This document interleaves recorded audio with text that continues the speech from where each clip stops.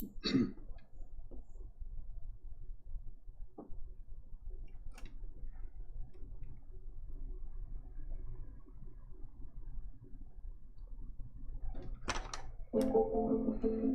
Kahlo is the most famous female artist in history. She deviated from the traditional portrayal of female beauty in art and instead chose to paint raw and honest experiences. A near-fatal bus accident at 18 left Frida crippled and in chronic pain her whole life. But she managed to make a virtue out of adversity and astonishing original art out of her pain. She was a Mexican female artist who was disabled in a male-dominated environment in post-revolutionary Mexico. A feminist icon who broke all social conventions and produced some of the most haunting and visionary images of the 20th century.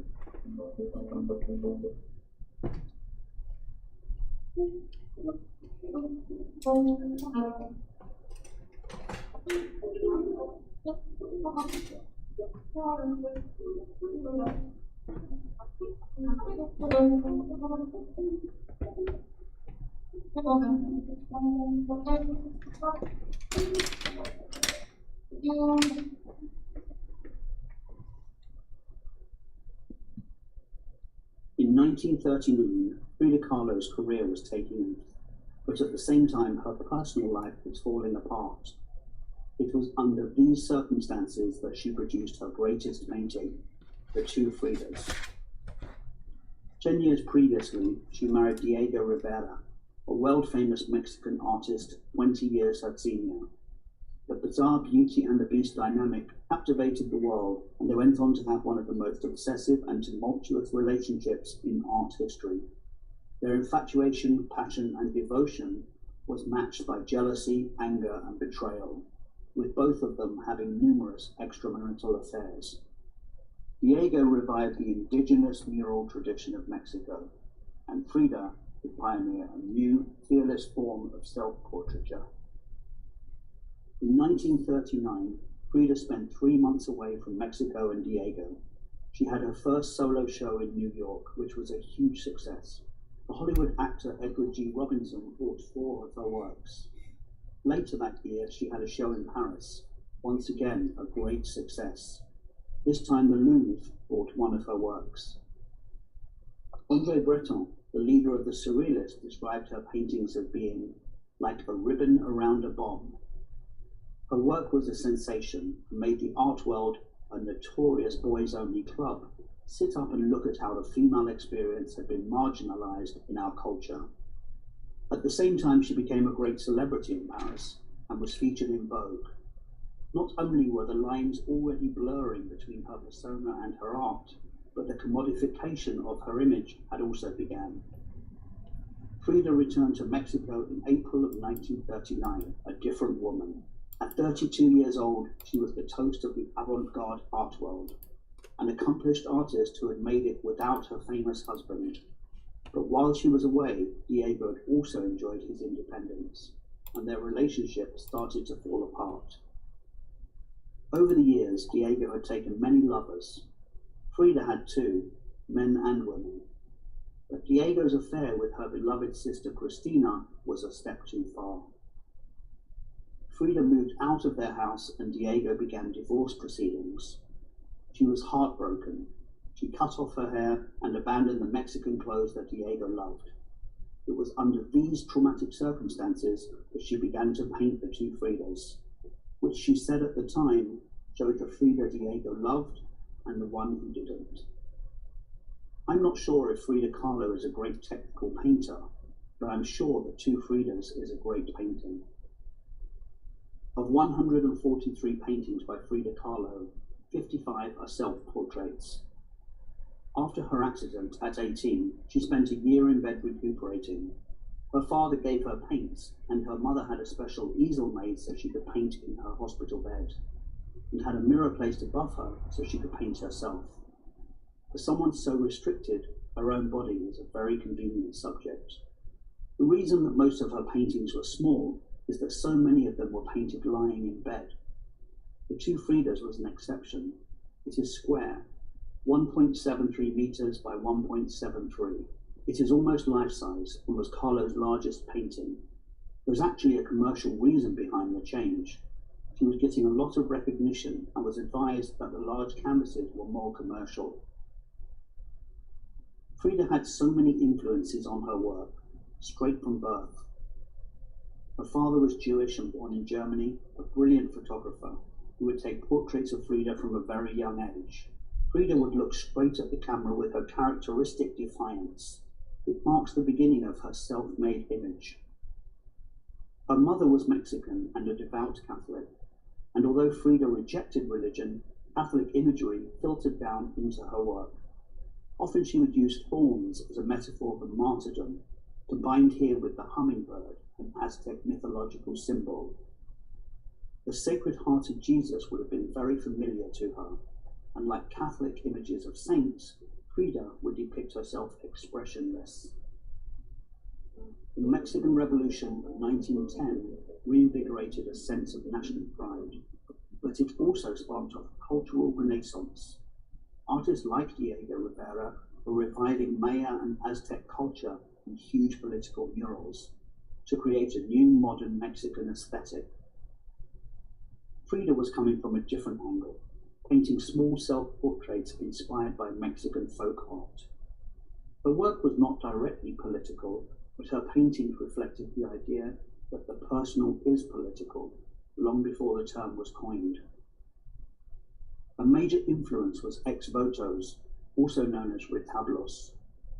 Ex-votos were inexpensive paintings by self-taught artists on small panels, often made of tin. They are deeply personal images offered to saints as a thank you for answered prayers. Almost any subject is possible, from thanks for finding a missing pet to surviving an operation. They are often bordered by a story describing what had happened. In fact, Frida's mother commissioned one when she was badly injured in the bus crash at 18. Frida would go on to emulate them in both style and as a confessional. They were hugely influential on her work in the way that the images are reduced to the bare essentials, and neither realism or perspective is important. Their use of allegory and narrative would inspire Frida. Another popular tradition she drew on was 19th century Mexican portraiture, many of whom were skillful enough painters but with no formal training, like Frida herself. Along with Spanish colonial portraiture, their subjects often have blank expressions and are in a stiff, artificial pose. There is a flat, rigid quality to these paintings that we also get in Frida's art. And in 1939, Frida had admired two paintings at the Louvre, which almost certainly influenced the composition of the two Fridas. Her work is uniquely her own, but like her, it emerged from multiple hybrid sources. It is okay to be so stressed and overwhelmed that you feel like you need to talk to someone about it. And by that, I mean going to therapy. At a time when few Mexican women had the opportunity to express themselves at all, Frida was exploring multiple identities. In the two Fridas, a double self-portrait, the darker-skinned Frida on the right is the indigenous Mexican Frida that was adored by her husband, and the lighter-skinned Frida on the left is the European Frida that he rejected.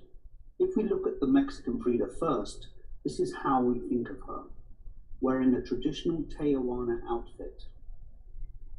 The indigenous Tijuana, a matriarchal society, became a cultural symbol for the Mexican revolutionaries. By dressing the way she did, she sent a clear message of cultural identity, nationalism, and feminism. But the Tijuana skirts, boxed blouses, flamboyant hairstyles, and facial hair also had a more practical purpose, as a disguise. By focusing attention on her head and shoulders, she concealed and distracted us from her disabled body. She had already started wearing longer skirts as a child to disguise a shorter right leg caused by polio. The movement of the dresses also concealed her limp. And after the bus accident, she had to wear medical corsets because of severe spinal injuries. Over her lifetime, she had more than 30 major operations, including in 1953, the amputation of her right leg. She would also adopt the weepill, a sleeveless blouse made without fastenings, so she could drop them loosely over a back brace or a plaster cast. In 2004, a small drawing was found in the back of a wardrobe at Casa Azul, Frida's home.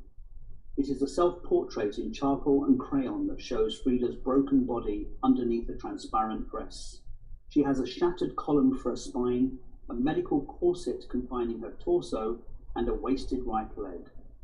Underneath the drawing, she has written in Spanish, "Appearances can be deceiving."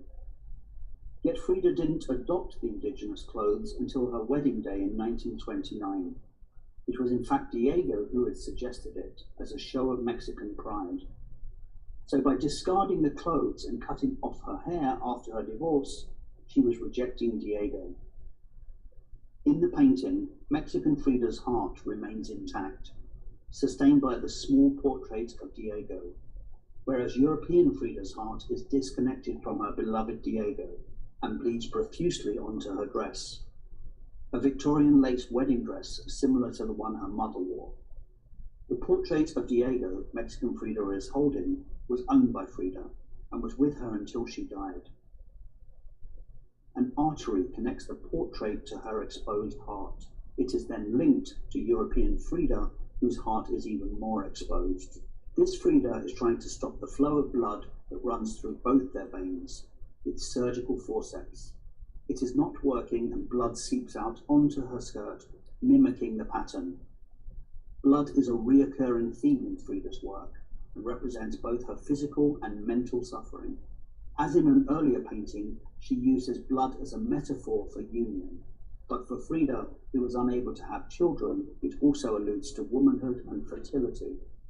The bleeding heart is a fundamental symbol of Catholicism, but can also be seen as symbolic of Aztec ritual sacrifice. What is clear to me about this painting is that although they are suffering and broken, they are supporting each other. A connective vein unites the loved and unloved Frida, the European and Mexican Frida. The weaker heart supports the stronger one. This is a painting about the loss of a relationship, but the duality of her identity is central to the painting. The complexities of a biracial identity and how one balances the two sides was a lifelong concern for Frida. As usual with her work, the background is stylistically simple, making us focus on the two figures. The stormy skies signal turmoil and unease and remind us of El Greco. We can compare how Frida saw herself at the start of her marriage with how she saw herself at the end.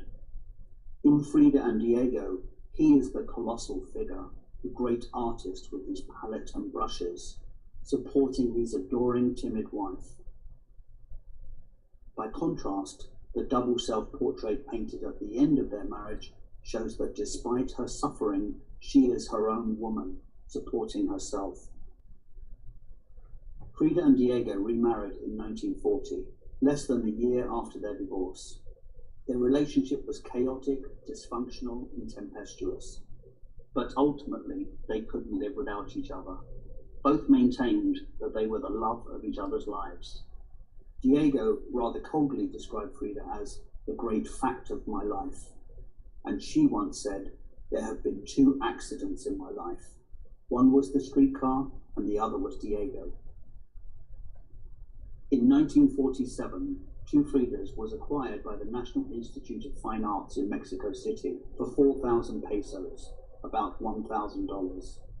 That was the highest price that Frida was ever paid for a painting during her lifetime. In 1953, she had her first solo show in Mexico. A few months later, her right leg was amputated at the knee. It was the beginning of the end, and desperately sick, she died a year later. Frida Kahlo had to fight for her place in the male-dominated art world. Nothing stopped her, not even her disabilities. She had constructed her own identity around her politics, ethnicity, and disability, and would inspire generations of female artists who still face discrimination. But although she was moderately successful, it wasn't until the 1970s that she achieved worldwide acclaim. mainly known as Diego Rivera's wife in her lifetime. It wasn't until her work was rediscovered by art historians and feminists that we now think of Diego as Frida Kahlo's husband. That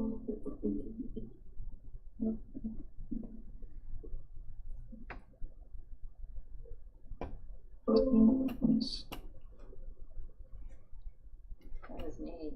Yeah. Interesting, huh? Wow. She's so surreal. She was only 47 when she died She's so sad. in 1954. She sure did accomplish a lot. Oh, yeah. I mean, with all the points against her, I mean, not all the points, but, you know. Yeah. Well, she used them to her advantage. Sure did. And painted in bed. Do you see that easel? Yeah. Isn't that amazing? Yeah. Wow. Gosh, that's really amazing. Dedication. Let's see, we have, right. Okay, I gotta record here.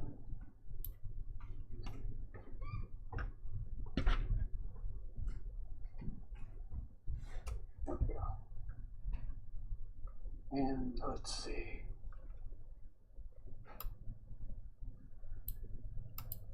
Okay. So we'll just do, you know, what we can. We'll do the best we can. And whatever medium you're working with, probably watercolor, right? And so let's just... Do we know what year she did this painting? No. I was just thinking about her Find out really easy. with Diego.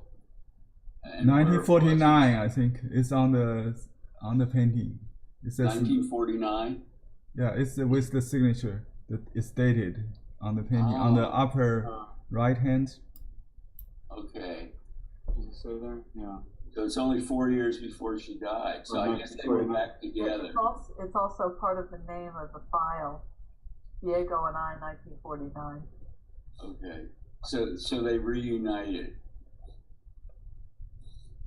That's weird that they reunited. Well, they were the It love was of each other's lives. And highly dysfunctional. Yeah. What?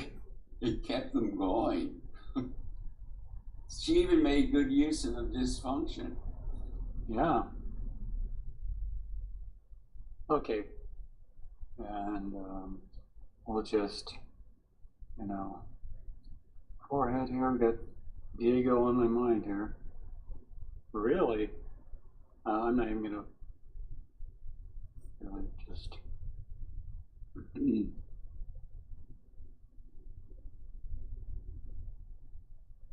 we go. Rob, I'll be back. Okay. No problemo. And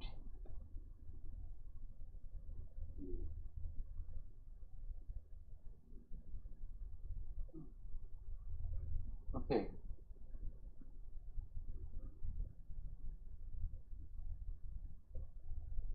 Now, let's get some value going. CAD red and Prussian blue, of course.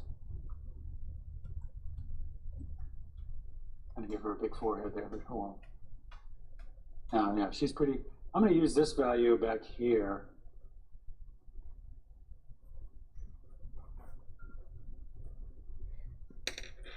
Oops, will be too dark. I mean, too light. Pretty dark painting.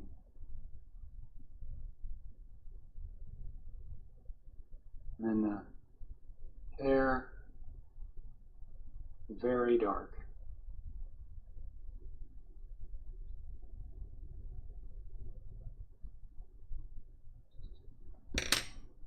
Just get it as dark as you can.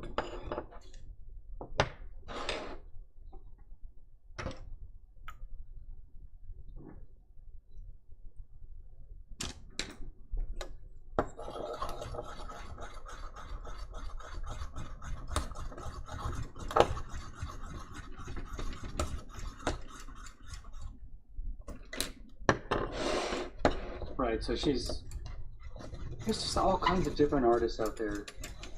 So many different types. You know, she has so much meaning in her work. It's you know, what do you call those paintings? The folk painting that they were doing to tell a story to the church and ask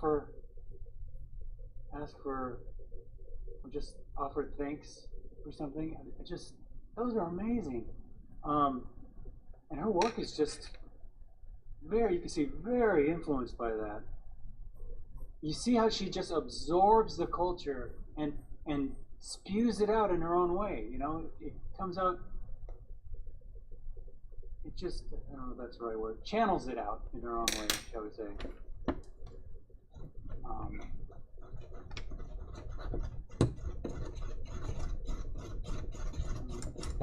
It's just like dry brush hair.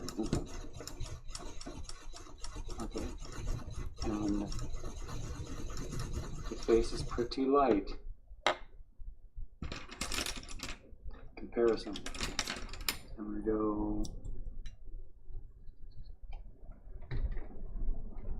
you know, she doesn't rely on light and shadow really. Sort of, kind of, but not really. I mean, she paints by her. These aren't formal academic type paintings. They're surrealism. And you know, lots of surrealists were very academically trained. But, and you know, she might have, I mean, she had Diego, who is an incredibly trained artist. But she just amazingly just does her own thing. So, and you just feel the soul in everything she does, which in the end it overrides everything.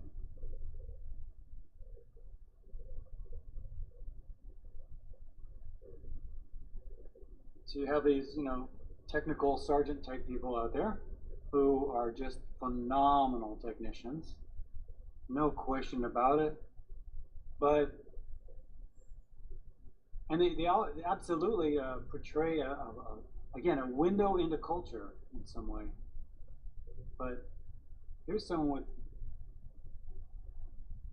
you know, very little academic training and is easily as effective.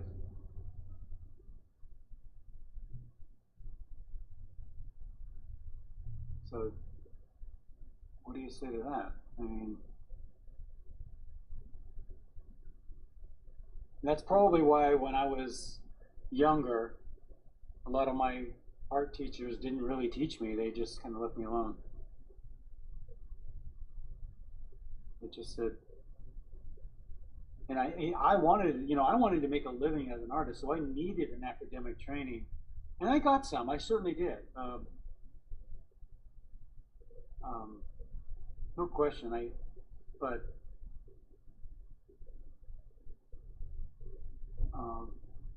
I got equally as much of teachers saying, you know, I'm just going to kind of get out of your way and let you do your own thing, because, you know, really only you know what you want to do. But, you know, they make themselves available to talk about whatever you wanted to discuss. And that, so then the teacher really just becomes more of almost a counselor. Okay, that's pretty good. Nothing's really white. I guess the biggest highlight would be like on his forehead. So maybe this would take this down a little bit. That's a little too much. And her cheeks are a little, gosh, I don't like it on there. I must have grabbed some of that off there. All right, so her cheeks get a little bit dark in value.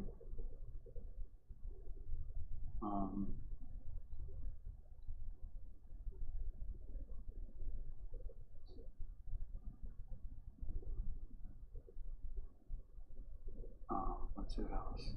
And then how about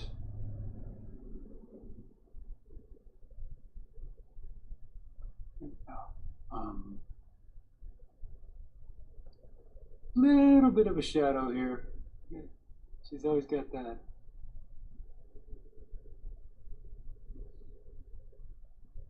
So for trademark, huh? I mean, anytime you see that now.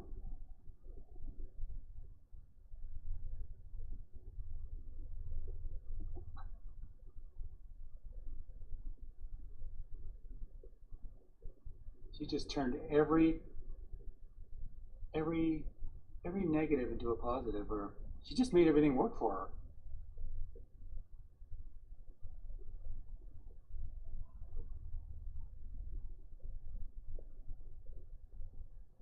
All right, so let's mosey on down to the color one.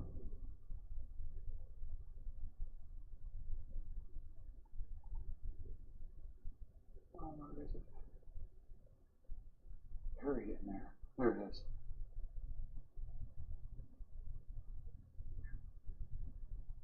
I have way too many windows open.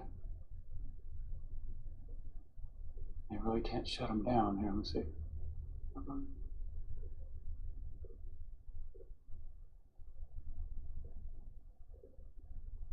Okay. And again, I just kind of measure, okay, so her hair comes up to about there. And I just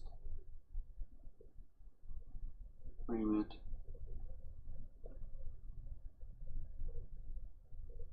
Like that.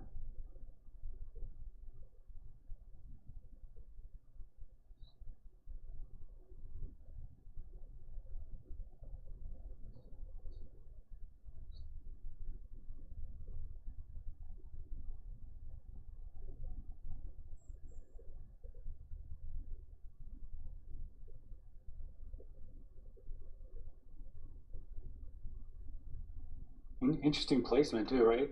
She I mean, to take it and just make it off to the left with all this space here so she can write. Just very untraditional, but probably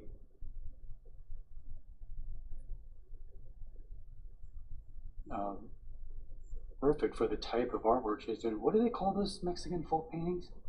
They had a name for it. I'm going to go back over there and find that name. I really like that. You see the walls full of those paintings? I would love to see those. I got a friend who paints on tin, and then he taps into it. He taps all those little, he uses like a punching tool, and he taps little designs into it. He sells them in like the Southwest.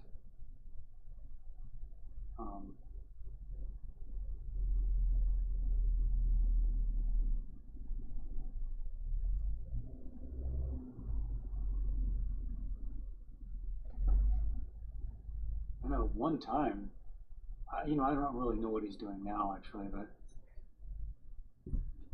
when those things first came out, everybody wanted one too.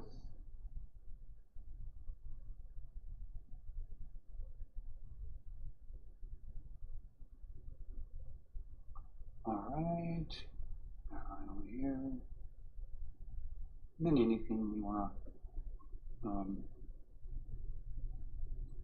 the trademark eyebrows.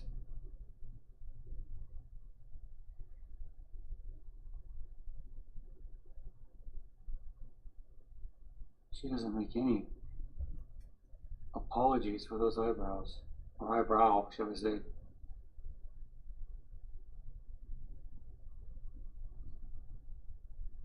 All right, which is really cool. Okay.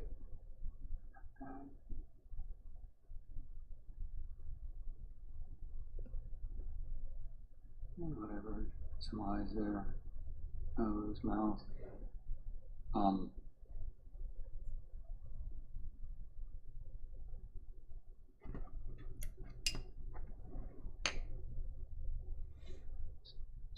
He's got this art design going there.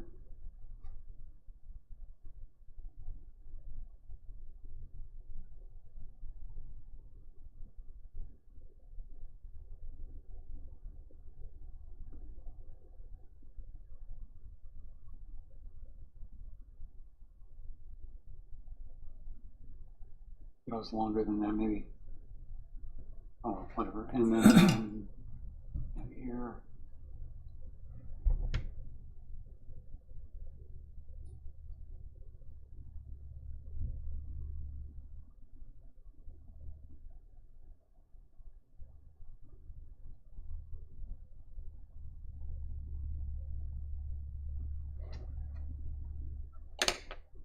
Okay, let's see now.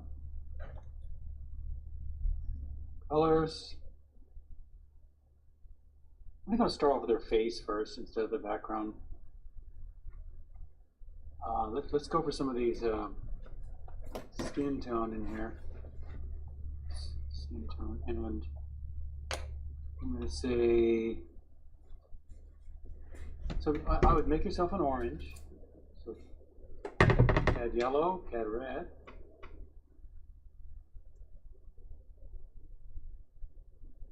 And then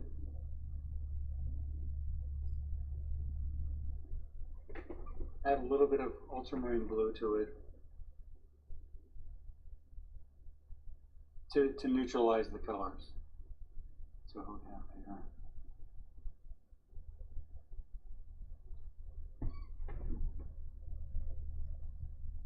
Like that.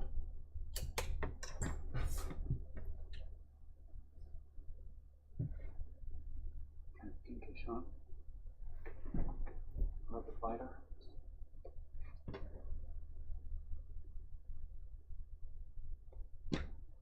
Now.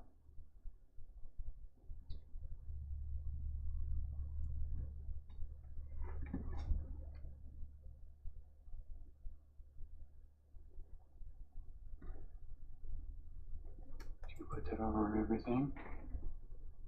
Just in general, something like that.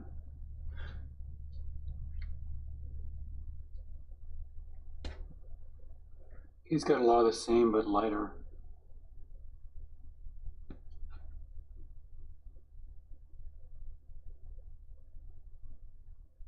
And then we'll come in with some reds, which I would still put him into that color that you just made, but redder. So let's say it looks pretty red. Better than that. Add red.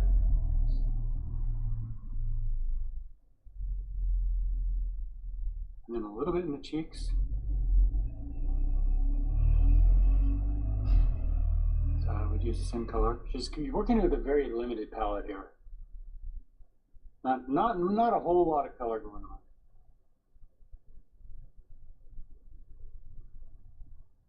But interesting, very, when they compared her to the El Greco, did you notice? Wow. Wow, wow, wow. Very influenced. You could really see it.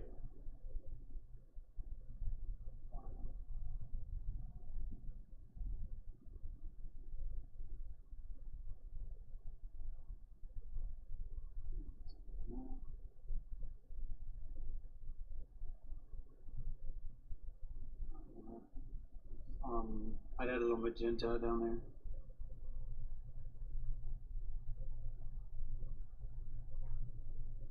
And then we get sort of into the cad yellow range in here.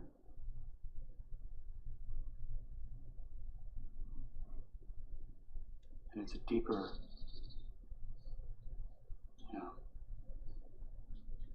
a deeper cad yellow. So in this cad yellow, I still have some of the red, yellow, and blue in it. So it's not a pure cad yellow would be like that. And that's maybe a little bit too much for this. Although maybe right in there, yeah, just a little bit. And all that black goes over it. Okay.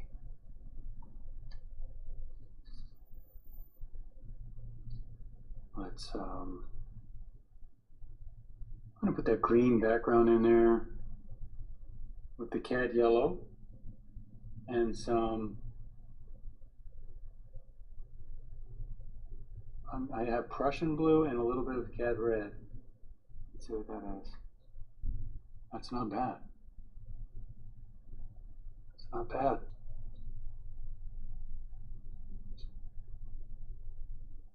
Prussian blue, cad red, cad yellow. A little too strong. Now add a little bit more Prussian blue to it, a little bit deeper. And then the hair is Prussian blue, cad red.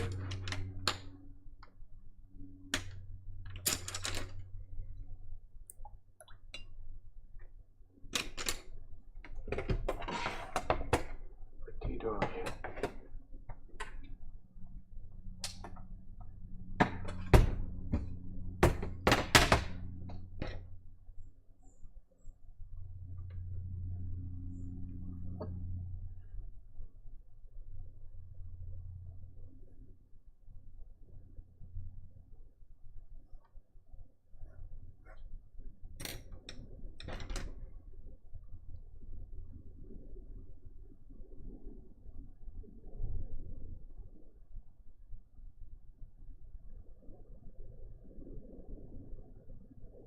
At least we know where we're going with it.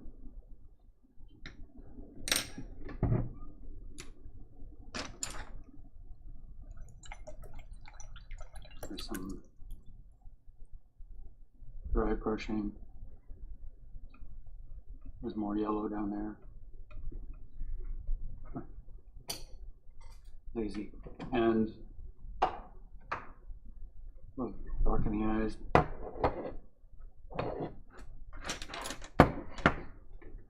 Darken the eyes.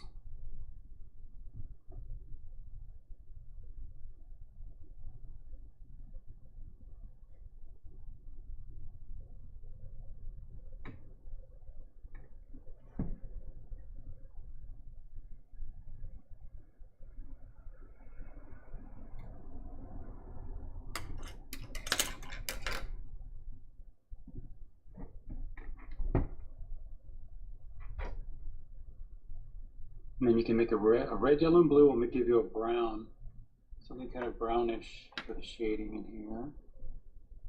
And maybe something around there. And any other kind of shading, sort of a brown. I could have made her cheeks a little bit redder. I'll just make a quick little note. And sometimes I'll just overstate that, just so I know. That's all. And then I think we're ready to go.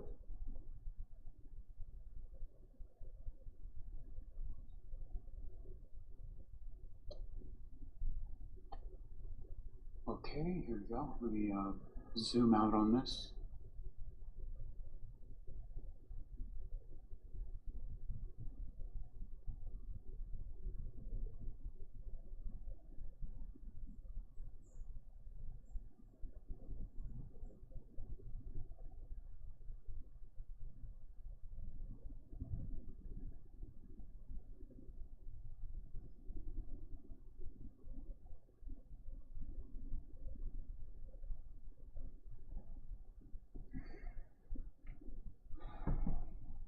Alrighty.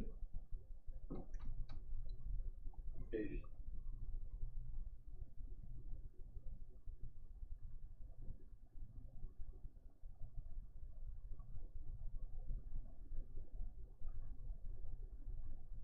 All right.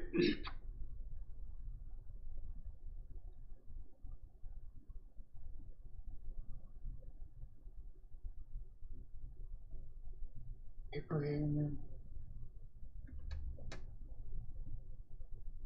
Put some way out on it. Okay. I don't think it's this long. I'll do it.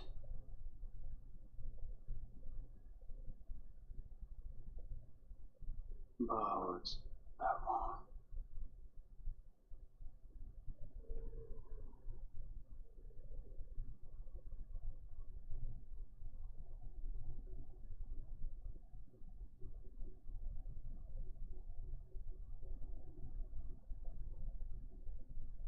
Okay, so what you can do is I mean, her hair comes right up to the frame edge.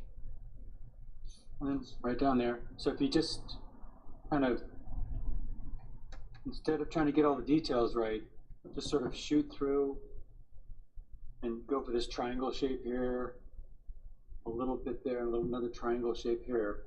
At least you can get a decent placement. Then you can kind of come back in and go in and put on all the little characteristics. So then I'll come down for the hair. Just get about that much hair on the top of the head, and maybe and then the face comes right to the edge there.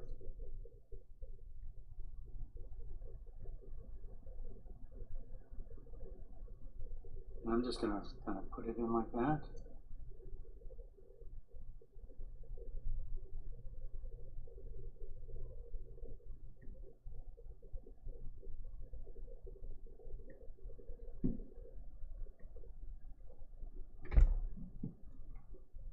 Very, very basic.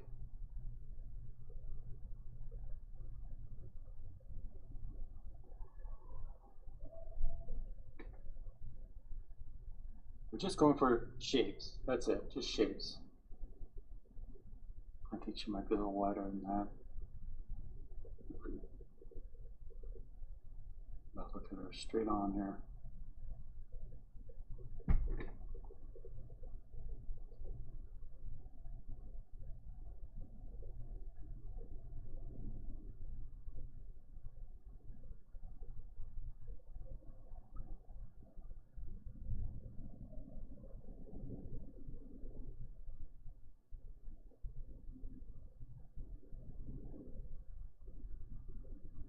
So when you have it laid out like this, you can kind of see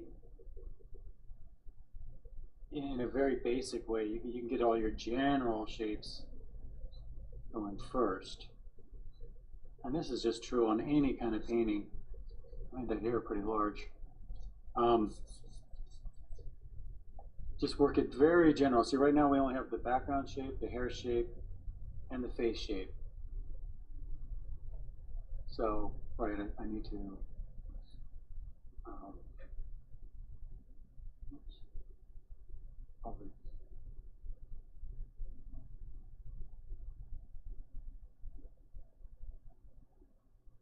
jaw.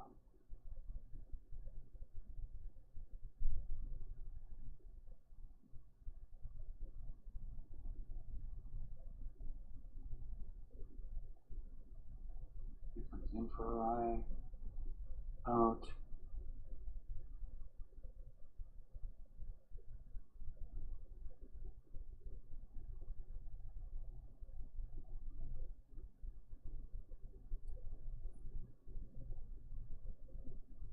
And just work with these shapes. If you take your time on this part right here, you'll be a lot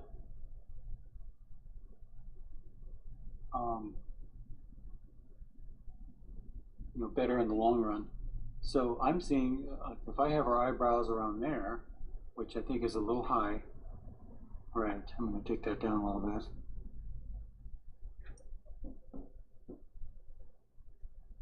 She's not really drawing by, this isn't academic portraiture right here, so you kind of just have to kind of go by what you see, which is, I actually really like that. So maybe her nose comes down to about there. Just guess, but I just go by big shapes. Like, okay, we got a nose shape about like that, and then maybe I come over here and there's that other part of her. Her nose kind of comes in like this. This part kind of comes in like that. This part goes over, and I can see, maybe her eye would be around there. I guess.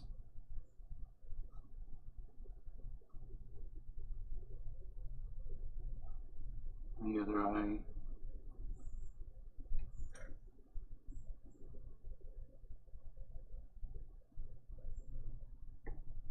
Really big eyes.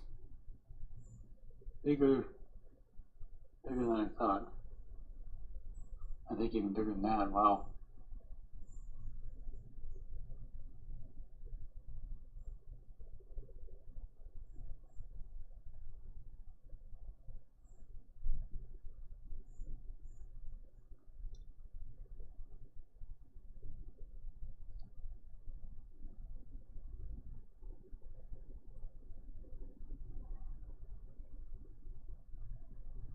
This part really kind of scoops in.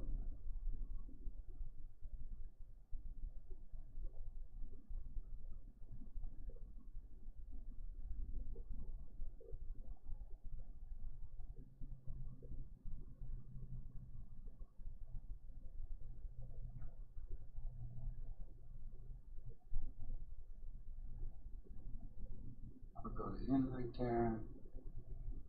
Another one. Look at it fold.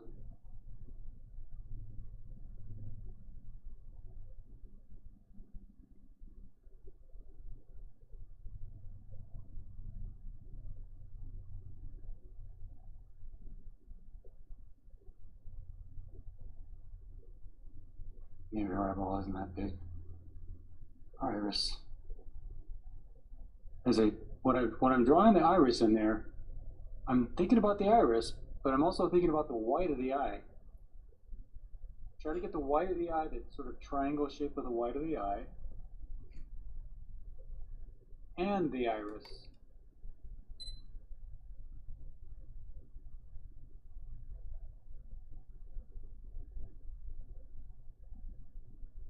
And the tears.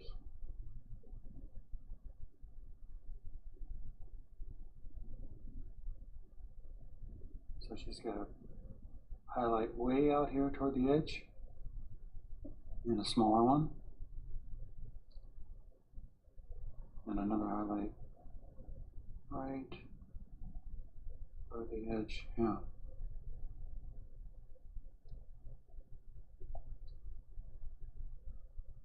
Let me come down a little bit about this far. And what you can do is just say, okay, from the nose to here, okay, maybe the lips are about that wide. And then to the side of the face, the lips come to about, maybe this far from this area. Which means I probably need to bring that out a little bit. Okay, fine. And that feels pretty good. And if you notice, the whole shape kind of fits into like a diamond. The corner of the mouth usually lines up with the pupils. I'm looking at her, it could probably be a little bit bigger. About like that. She doesn't have that little smiling thing, does she? Not smiling.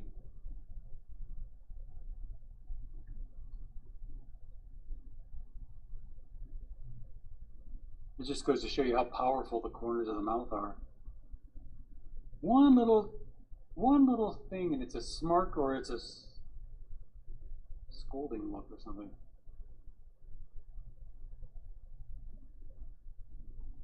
Corners of the mouth. Second most emotional thing on the body.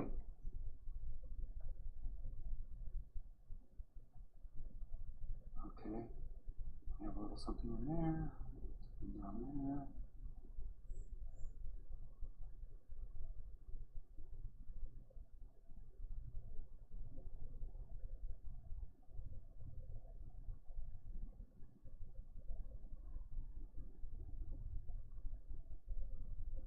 And of course,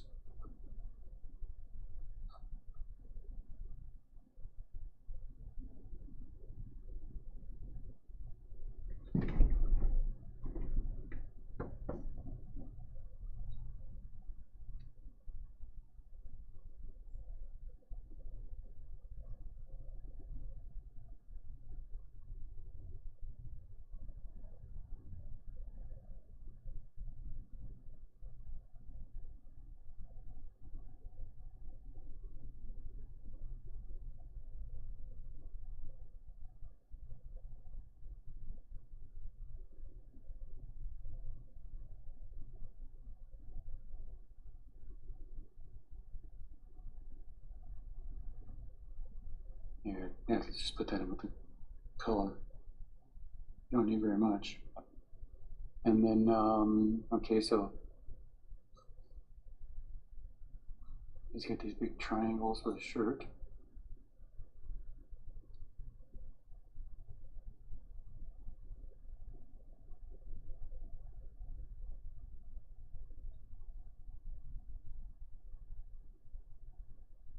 His eyebrows are on there. Nose. Mouth.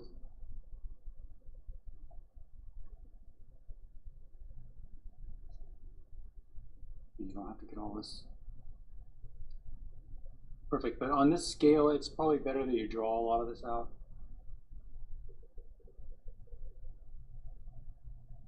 And you don't have to, you know, obviously.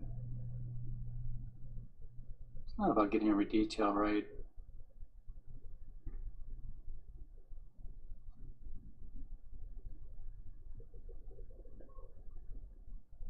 Although copying her technique will help you. I mean, even though, you know, she's not this great academic painter, there's a lot of personal, soulful things she does. And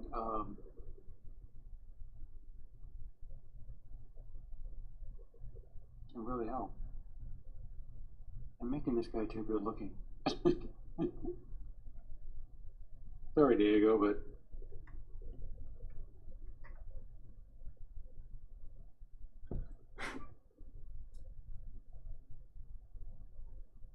he's got big eyes.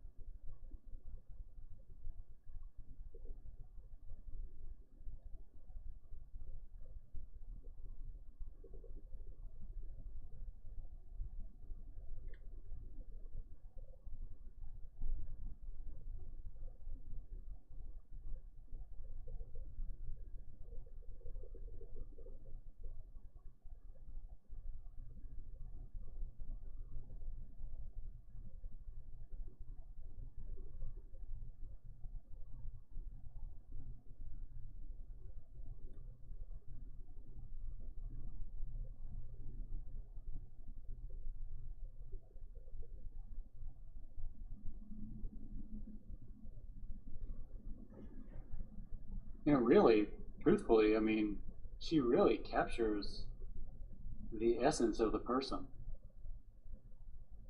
She's quite a good portrait artist. That's what you call a natural portrait artist.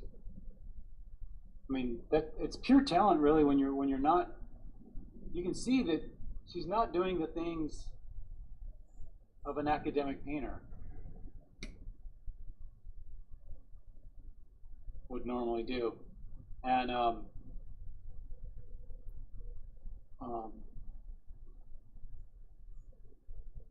just makes her work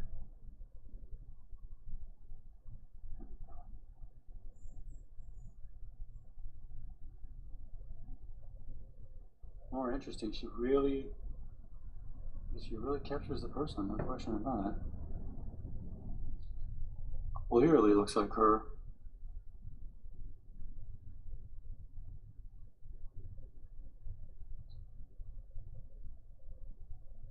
Her face here. I think the painting part will go pretty fast, actually.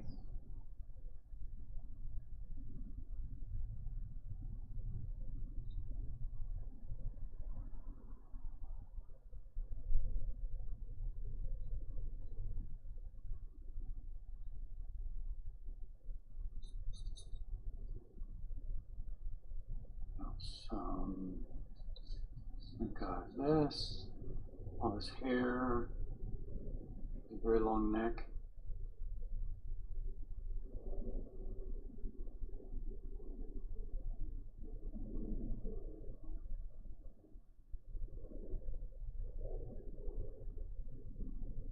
We'll do some dry brushing in here. She's got this sort of pattern going across here.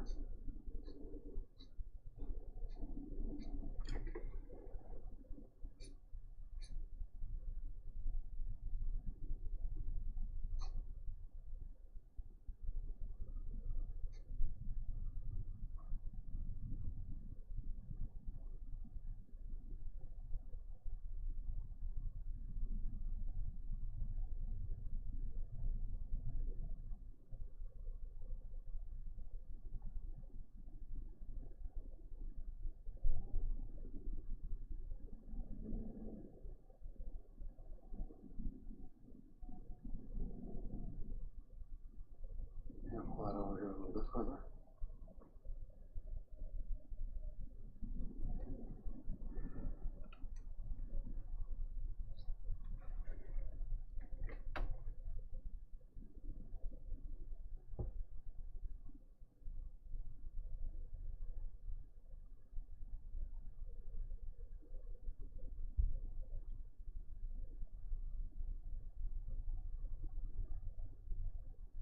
Right.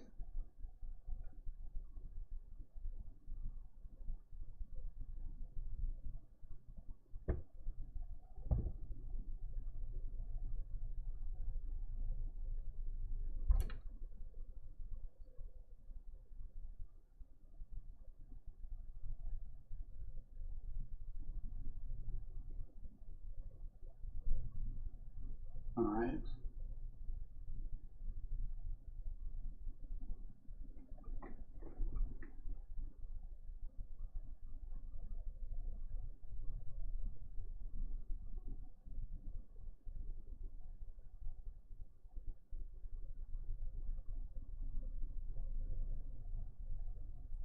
Alrighty.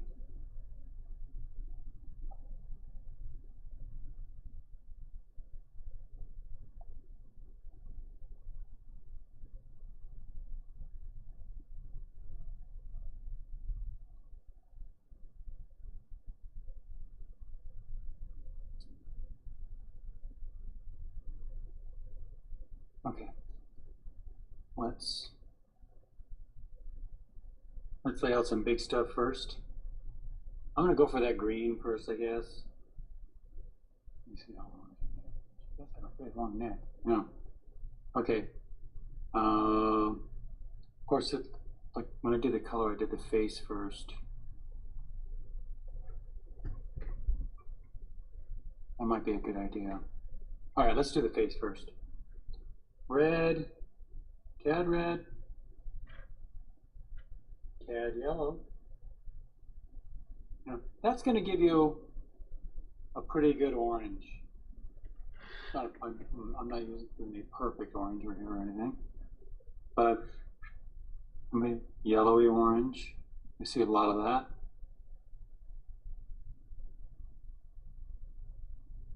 And of course, there's a little ultramarine blue in that. So it might be a little bit redder than that. Let's see.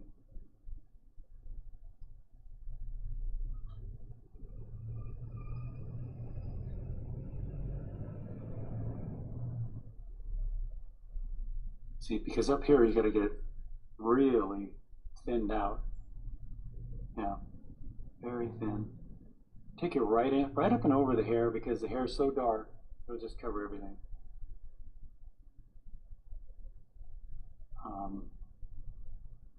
You can just put this over everything. I would put it over everything except her whites of her eyes. Should be a little bit different, a little different color, a little cooler. Yeah. Like that.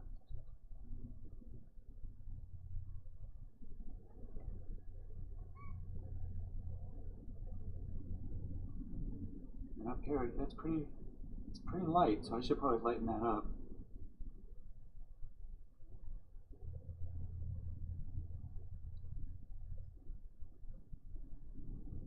come on here and just. I always regret lightening it up.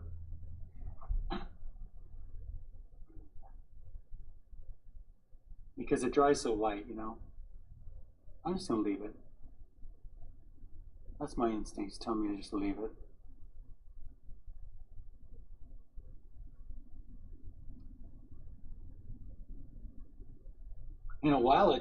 While it's wet too. I mean, I just have this little opening time here, but while it's wet, I'm gonna go ahead and add a little more cad red to her cheeks, a little bit in the nose, definitely more in the cheeks over here. While it's wet, and I'm just gonna kind of work that in to the other colors. She gets pretty red down in here too.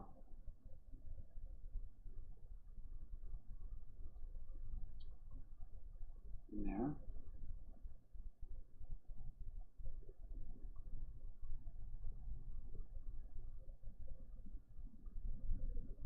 He pulls it all the way up in here.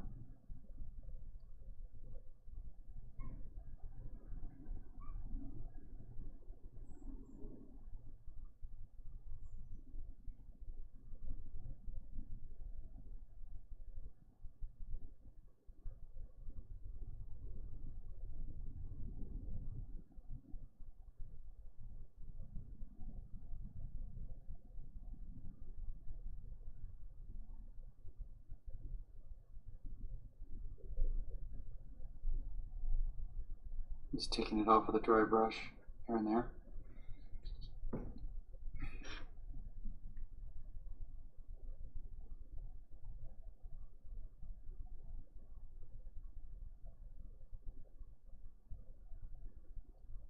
These similar colors but much lighter and a little bit yellower.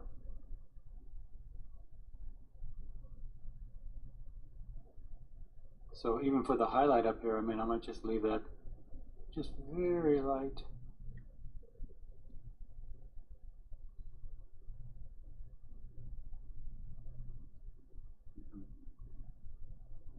Thought I was adding more yellow to it. That's a lot of yellow. I can just sample the colors right out here because it's going to be lost in the black anyway.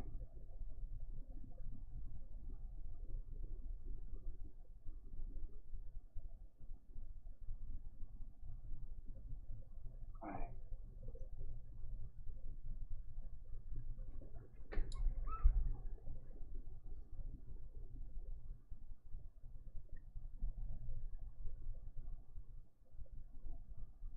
Okay.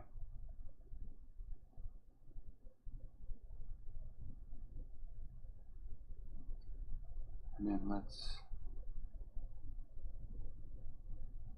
he's got a very red shirt on.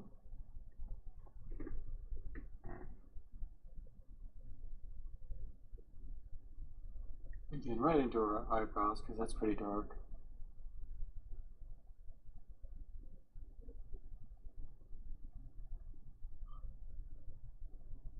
He's got very red lipstick on.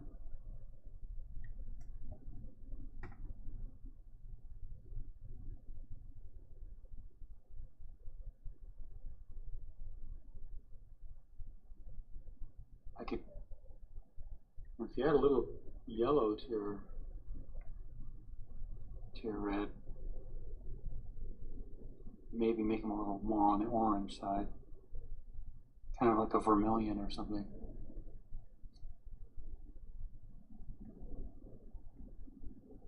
There's a little light on there. I'll just pull a little bit of light on the top. His lips are round. They catch a little light on the top.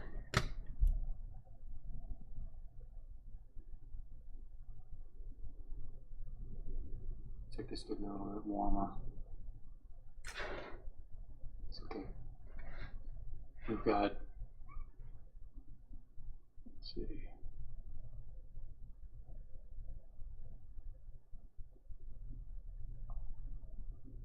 .38.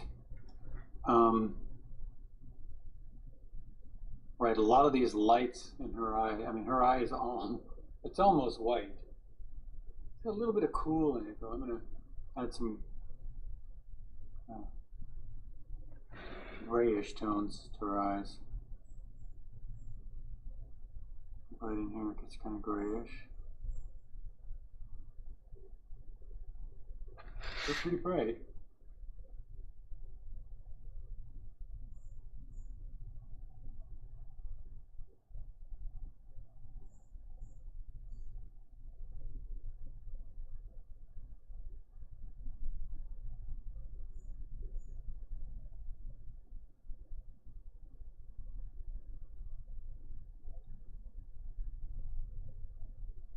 Very light brown tones in here.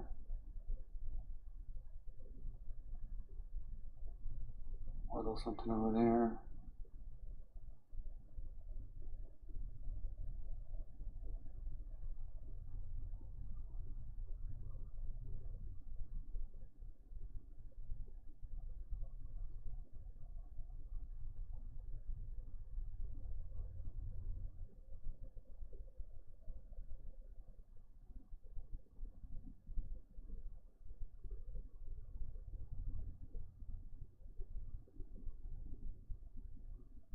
Like I say, if it's too small for your brush, you could use a pen or something for the eyes.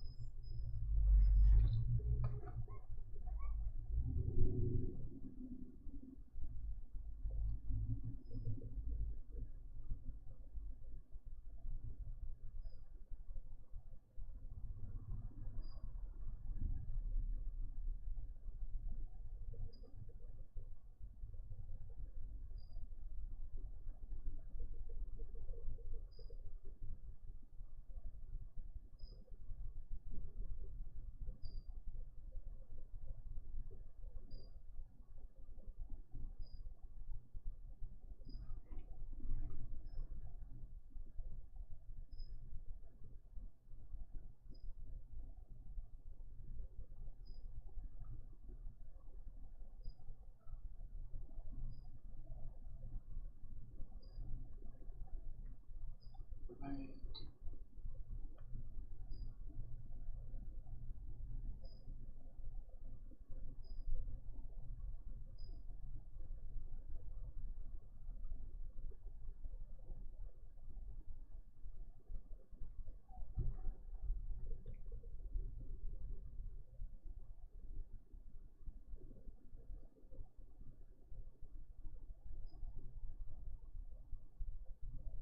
Let's go for some darks.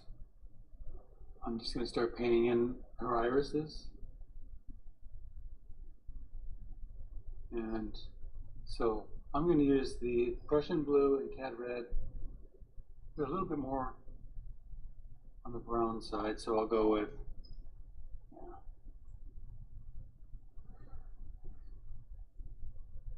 pink. They're pretty black though, huh? Yeah.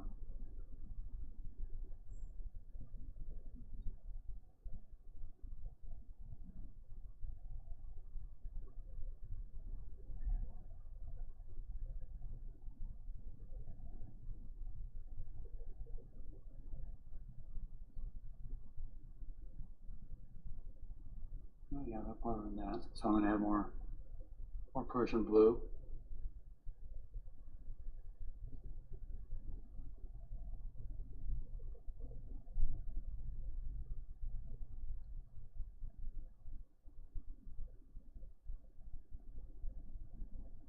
Write that one down.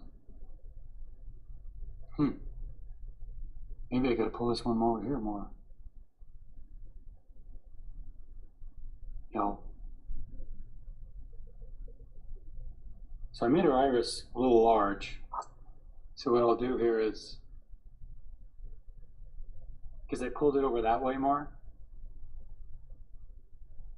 and I'll just take a little white and carve into it that way. And so making our highlight a little bit more over toward the left. I'll let that dry and glaze back into it.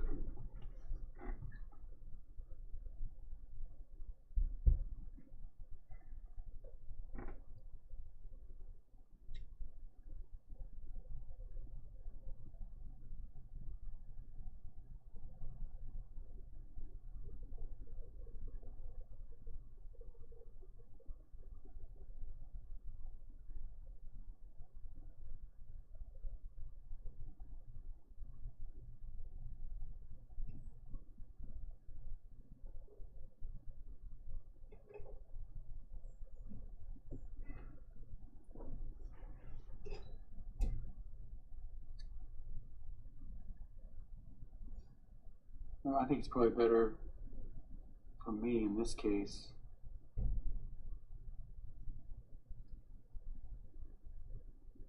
to paint it all dark.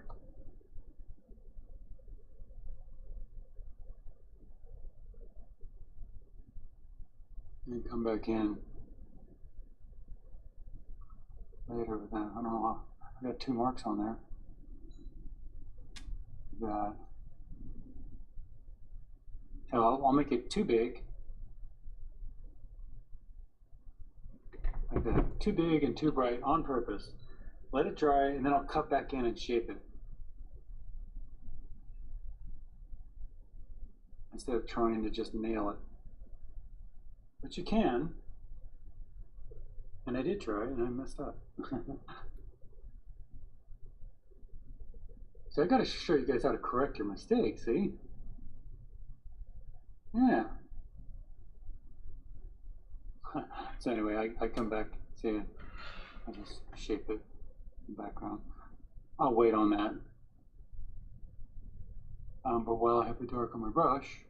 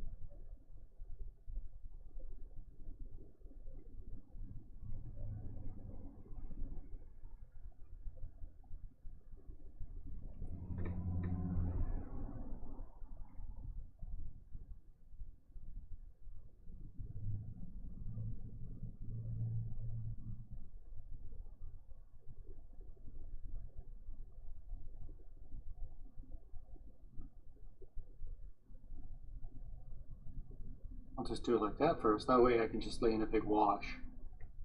And I don't have to bring it up right next to her face. Because I have this line there already.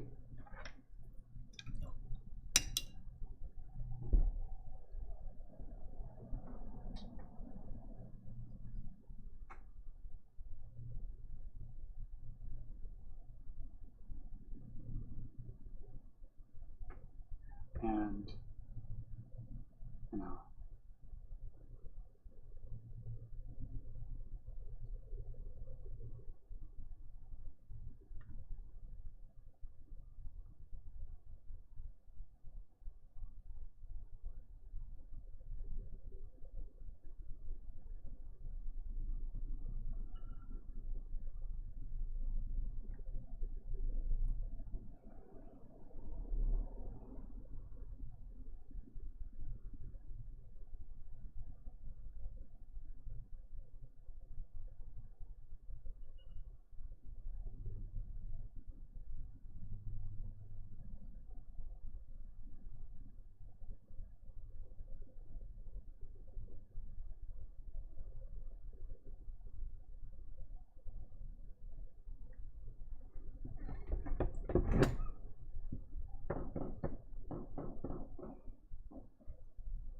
these little strokes going into her face, so I'm just going to dry brush them in there.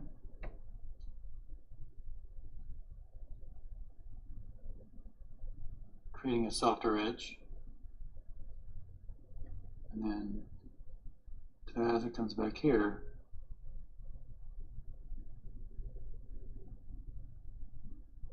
it's darker.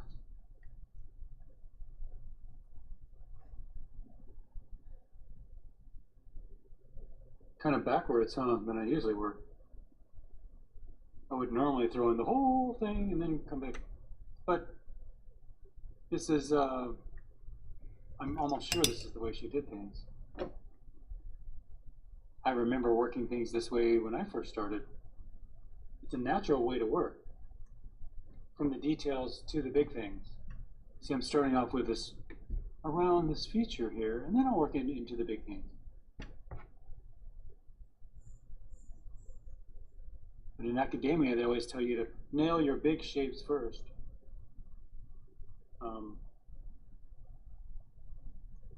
There's really no right way to do it, but and in fact, when you're going for style, you might want to go back to the way you started.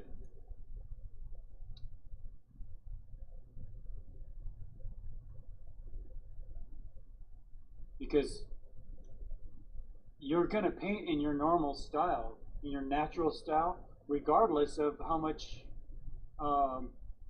training you've had. That's just going to happen. So this is why you don't throw away your old paintings. Because you want to see, you know, what you used to do.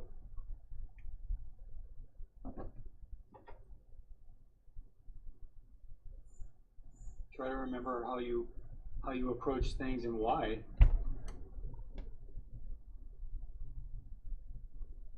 Maybe you don't even have a reason, but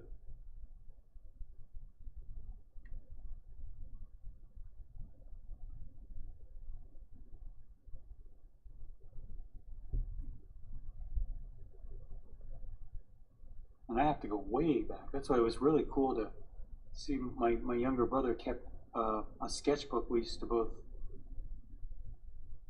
draw in. I'll zoom in on this. And he just showed me about a year ago. I hadn't seen it since like 1980, maybe 1980.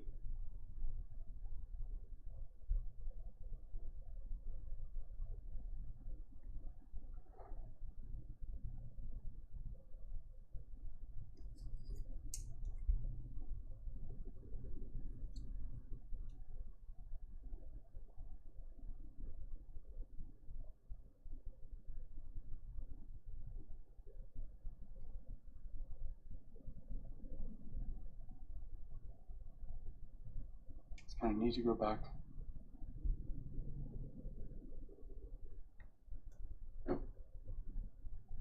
I was really into surrealism back then. I mean, I wasn't aware it was surrealism, I was just doing it. I mean, I knew about the movement, but I don't think that I really consciously thought about doing, like, this is surrealism. I just did dreamy things. Unconscious. You know, it was the 80s.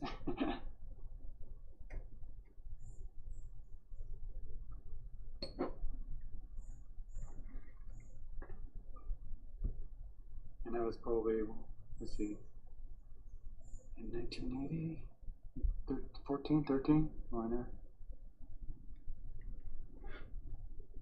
But I remember I used to do these really abstract things, and I was very insecure about them. So then, because I had all these friends that did all this very realistic stuff, so I thought, oh, okay, I gotta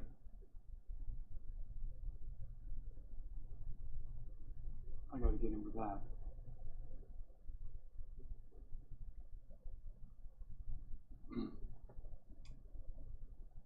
So I think my first instinct is to go very abstract and very surreal. And so you should pay attention to what you like.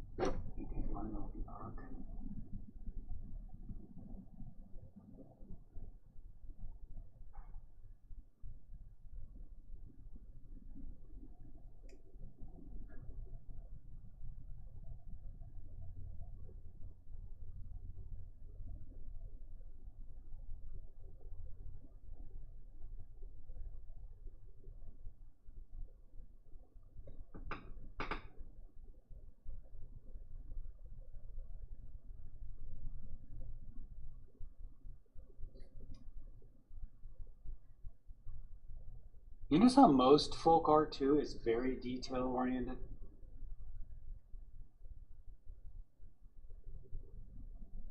Or self-taught art often.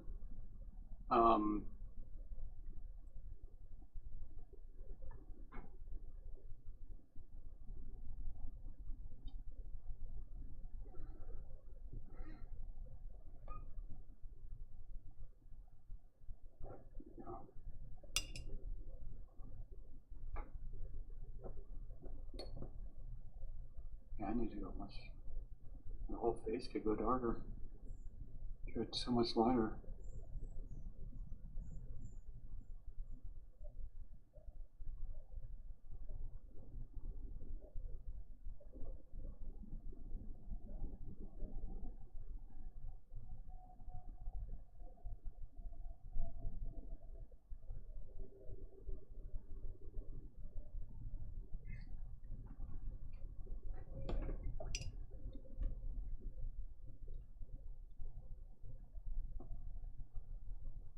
Narrowing the cheekbone down a little bit.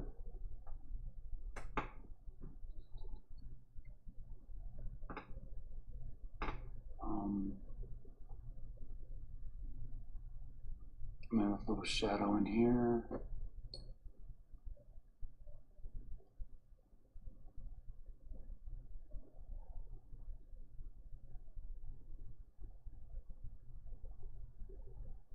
Maybe a little bit of water just to soften some edges.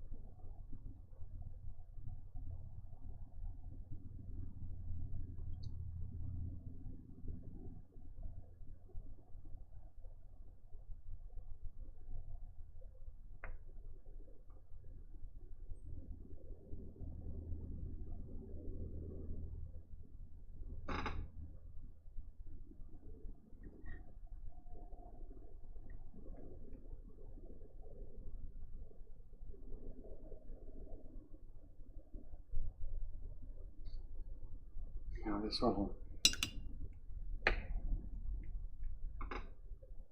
there.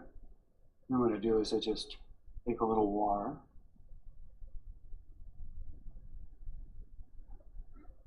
Soften the edge.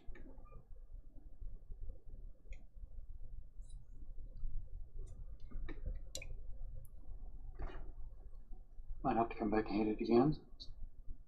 A lot of these values have dried way light, just like I knew they would. They just look so dark when you put them down there, huh?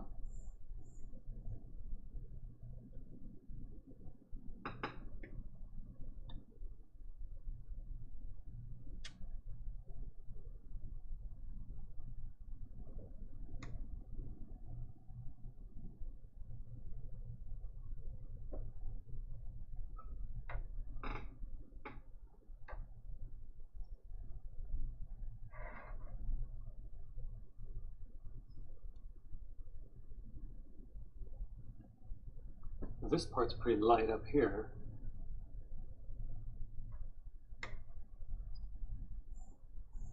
And then it gets a little darker in this area.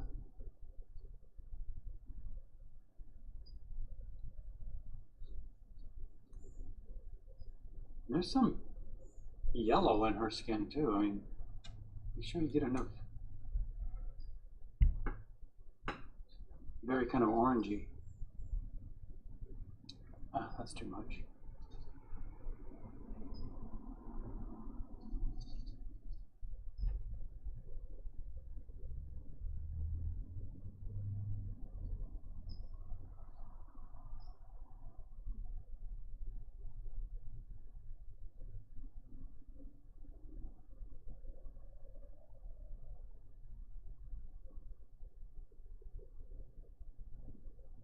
I just take a little water and soften those edges.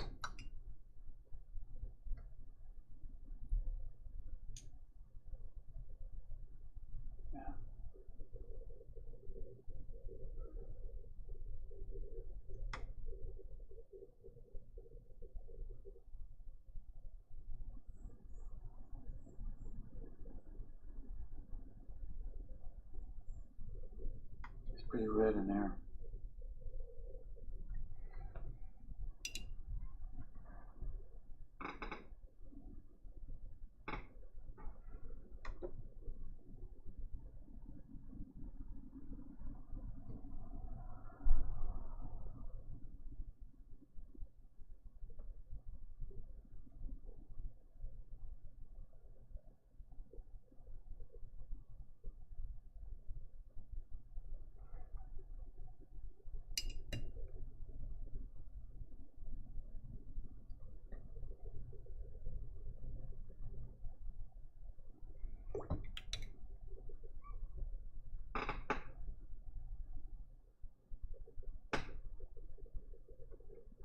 Yeah.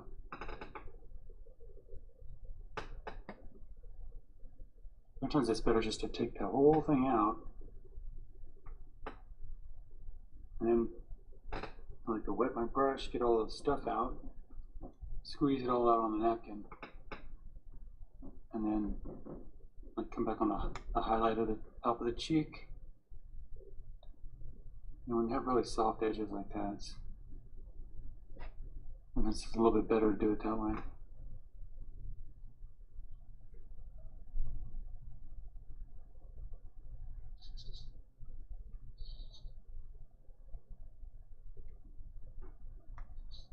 Yeah. And orange down here. Cat red, cat yellow. And she brings that red down onto the neck again. There's cat red. It's a little darker.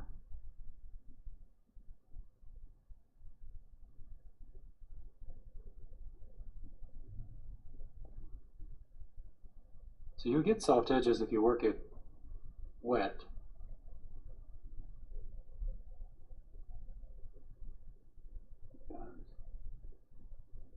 I'm just going to pull it in.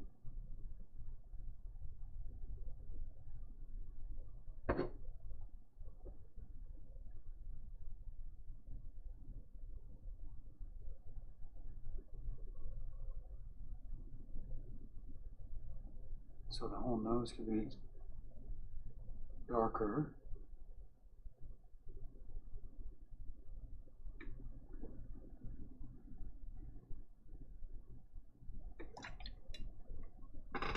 Red. Cat red, cat yellow, ultramarine blue, same colors.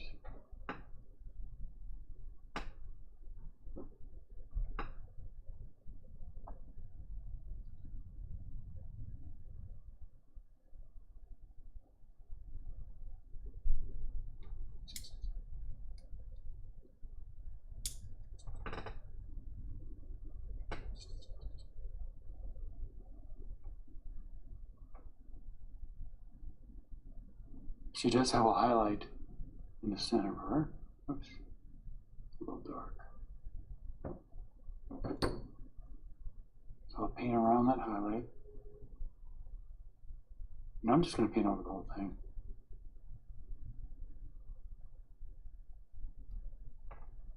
She comes in over here. I'll put those in later with these much redder in the cheeks. She does paint some red cheeks. I noticed in the picture she has really red cheeks. I wonder if that has something to do with her illness or something.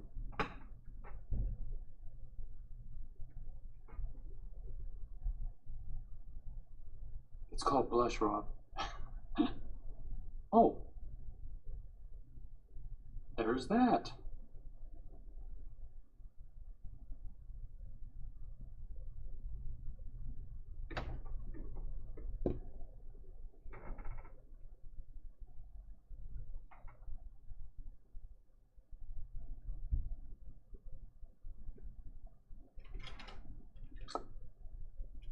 know, we could, maybe the thing to do here is just to paint.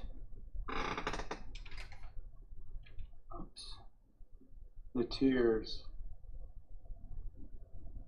A lot of paint on that brush.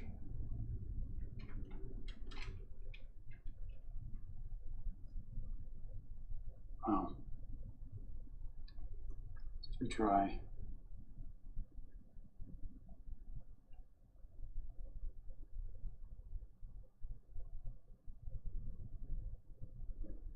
I'm going way too bright with it.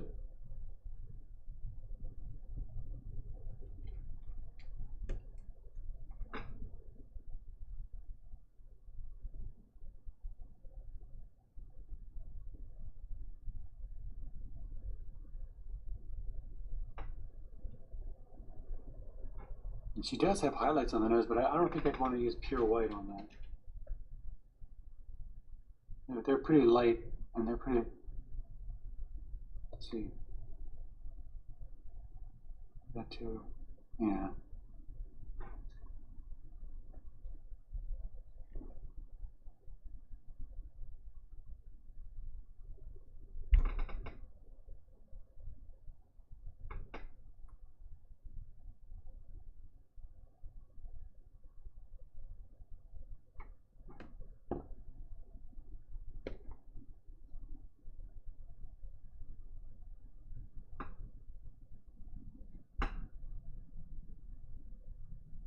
Just remember, you can always glaze anything back down.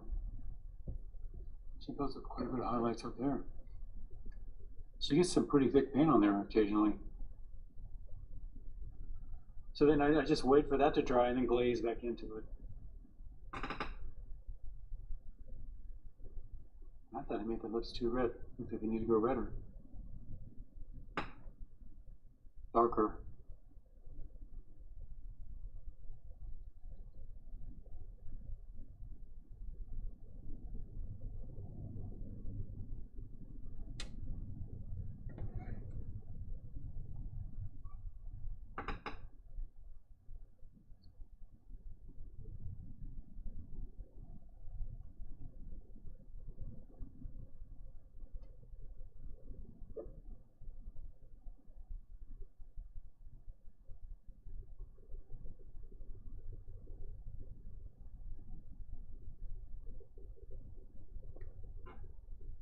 Bring down the value of that a little bit. Just a little bit of gray in there. You can come back into this one now and correct a little bit of that. These tears have a little bit of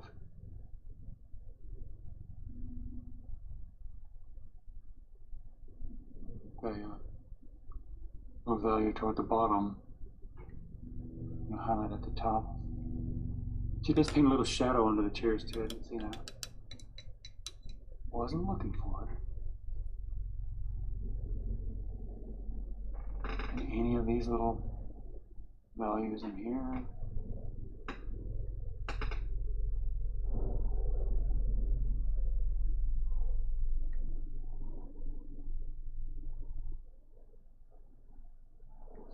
And just use a little water. Blend those out.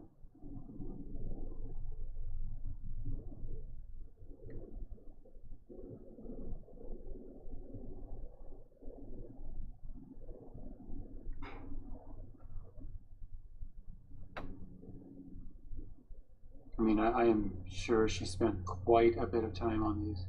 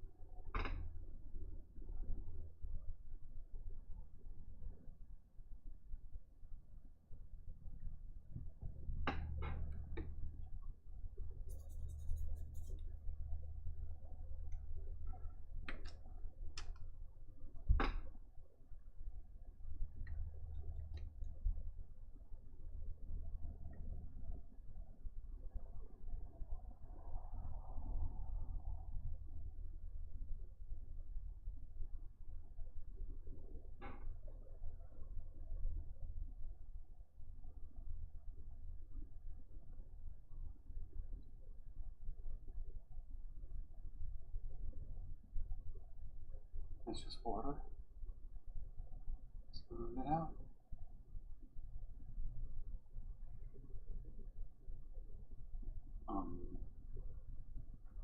Just while this is drying, I'm gonna throw in some of my big colors. I've got zoom out here.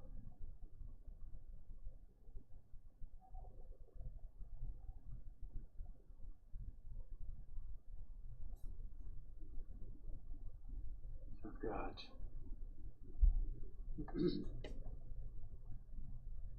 this green and made out of Russian blue, cad yellow,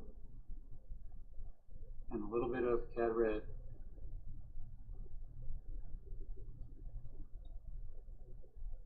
It's pretty dark, so I'm going to put it in a little bit darker than my instincts are telling me to. Gotta trick yourself sometimes with these things. Now, paint it right into the hair.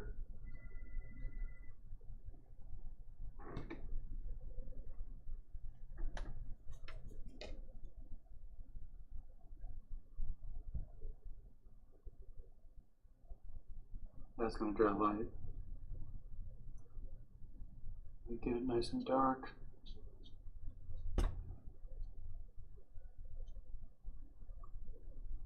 Could even be darker.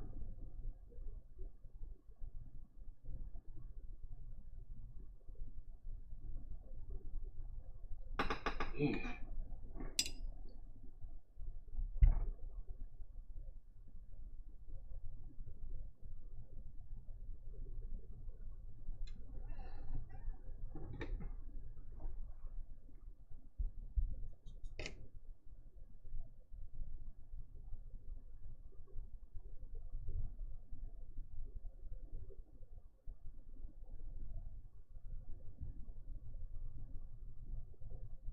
Okay.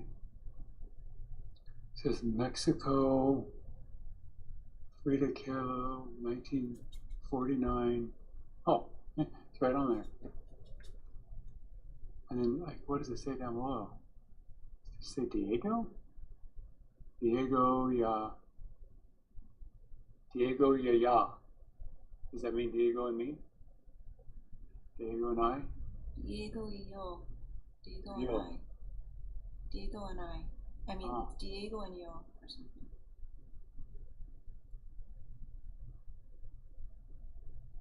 Okay. And then, let's see. So I'll let that dry up. I want some cad yellow.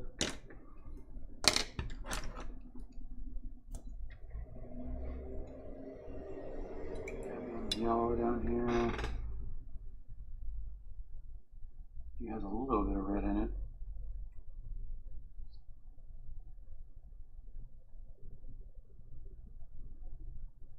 Maybe a little more orange in that.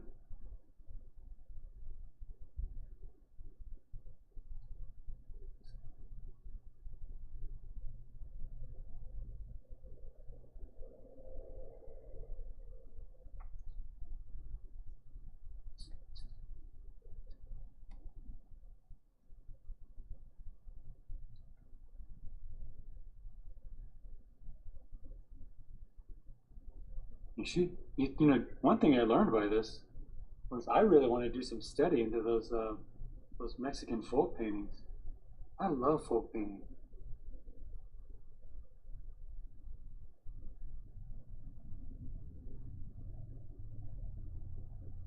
What I love about it is, here's these people with no training and they just portray their culture. And you can see, you know, even American folk painting, you can see the region they're working in the painting. You can tell by looking at after a while. You can tell by looking at it which part of America they come from. Just by the manners they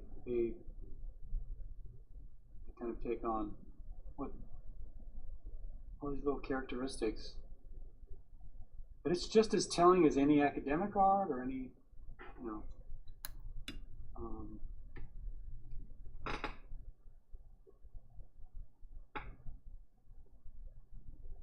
artists that went to school. Culture. In fact, a lot of times I think in school what happens is that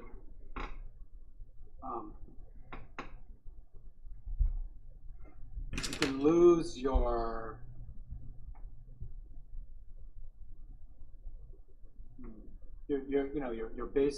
own stuff because you're so consumed with all these rules, and there's just so many rules. So something to think about. I think about it a lot.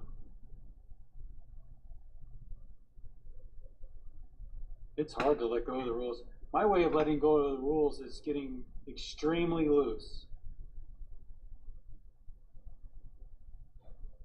But if I got tied like this, I would probably be very rulesy.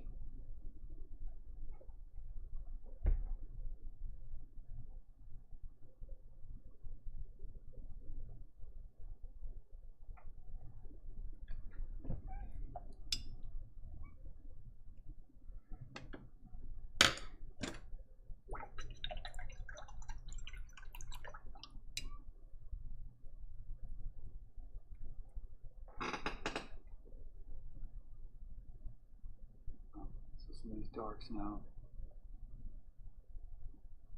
Just make yourself up a good dark. You might not nail it dark enough on the first try. Just do the best you can. Keep it kind of dry brushy around here. And then I'll come back later with some just dry brush marks. But what I'm doing is I'm keeping with a kind of a loose, rough edge first.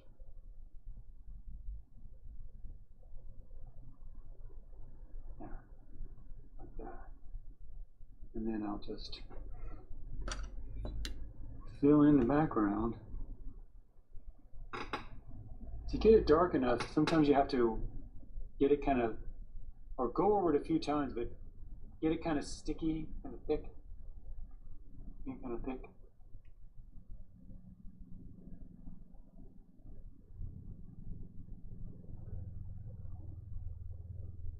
But it doesn't have a ton of water in it. It's the water that makes it dry light. You're adding water to a sponge. So if you just kind of squeeze out, like watch. If I get some Prussian blue right here, and just squeeze that out on there, there's no water in it. There's a little water on my brush. If I move that around, that's going to dry extremely dark. So I'm adding a little bit of water to it, and I want a little bit of red in it so it's not so blue. But so there's a good way to get it dark. But keep it kind of thick like this and sticky.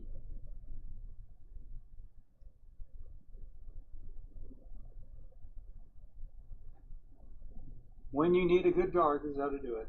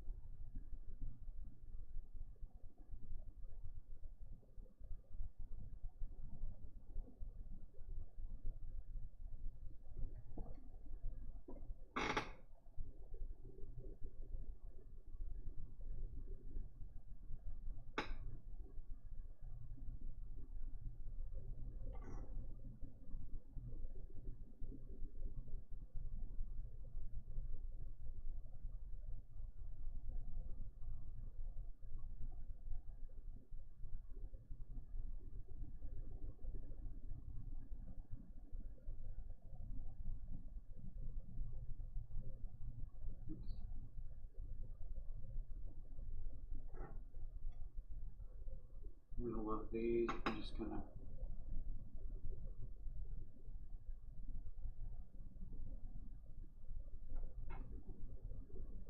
maybe a little wetter.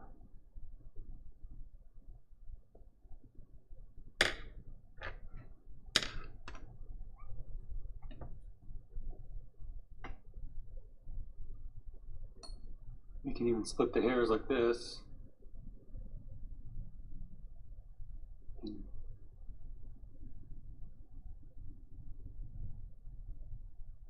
Some of that.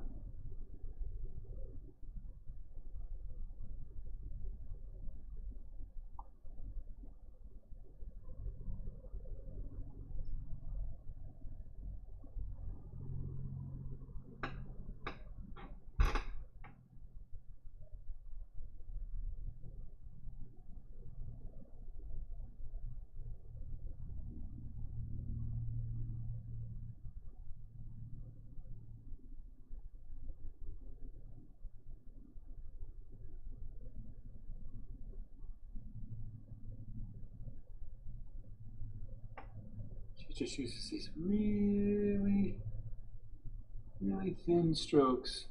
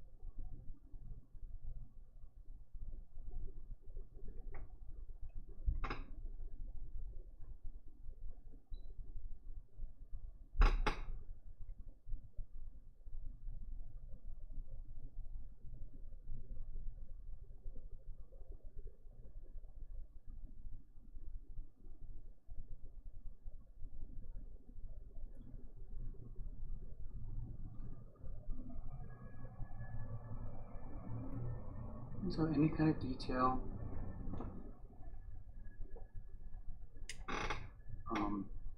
like for instance these have little shadows under them.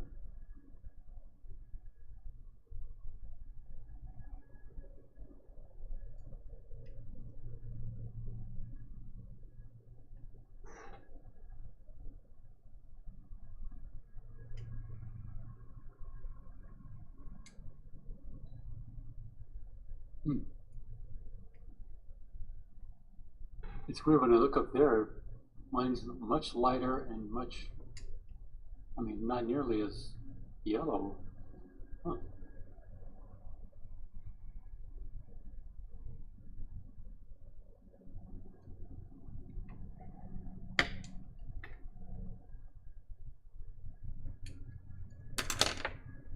Now I think these are really attracting because the highlights are so bright.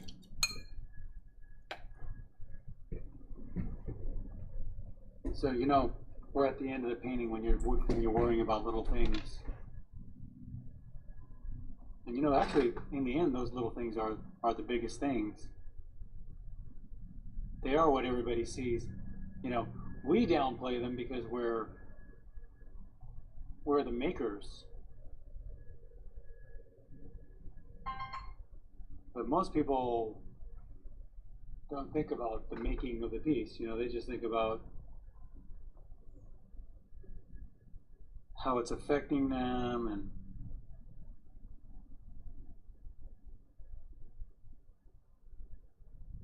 That's the whole deal.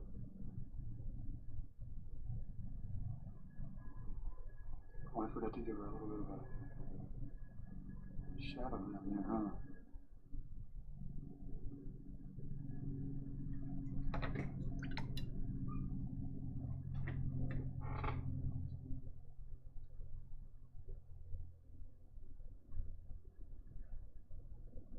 Just lay down a little bit of water first. She doesn't have much on this one. There's some in here.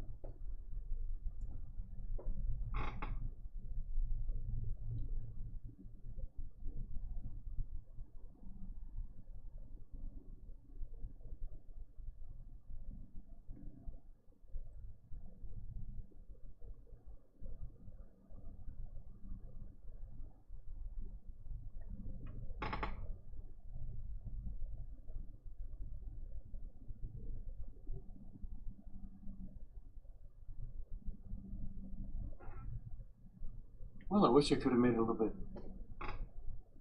Maybe I'll play with this for a while. It's got a lot more yellows in it. I think my shadows are making them jump a little too much and soften everything.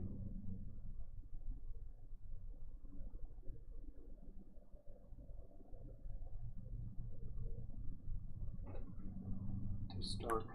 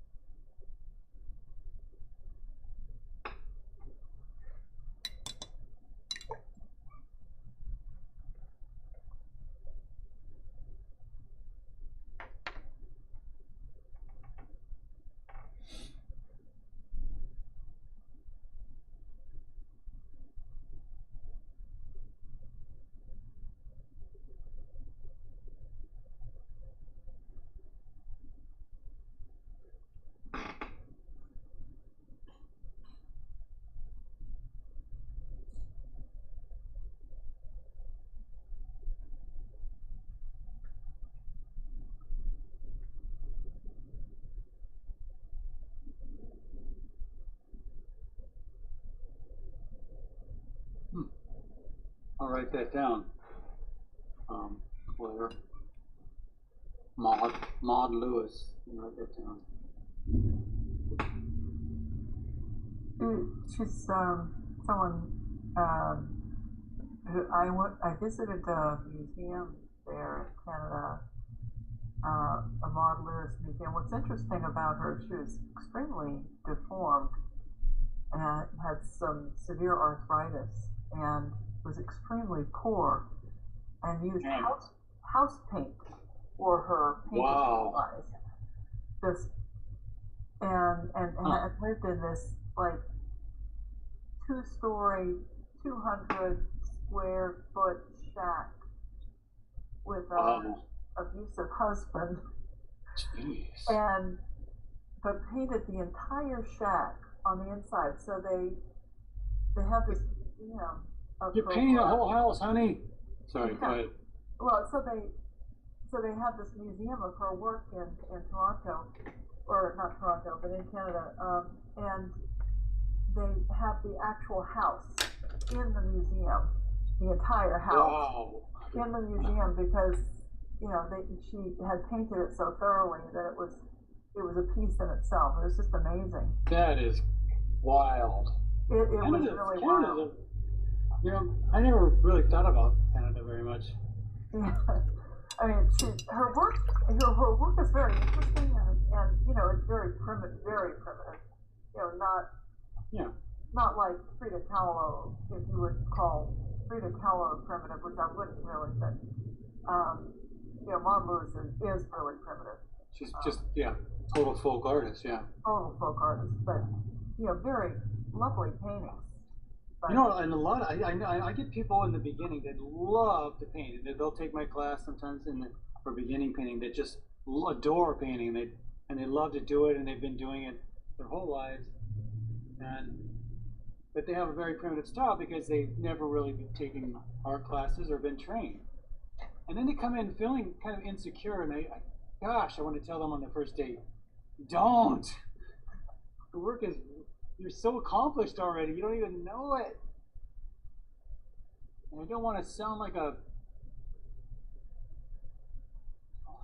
I'm not blowing smoke here.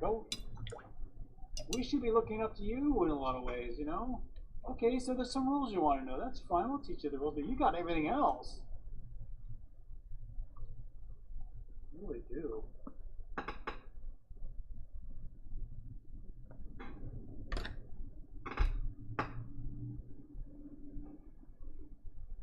All right, so shall we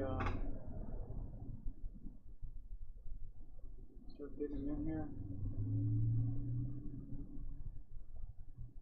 I know that it's very detailed painting, so you're going to want to keep going on it, but I'm sure if you get redder than that.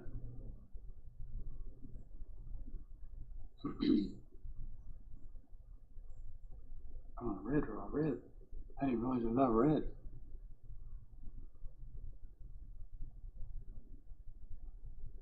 Okay, cad red straight out of the. It's pretty dark, but I think this is going to dry pretty dark.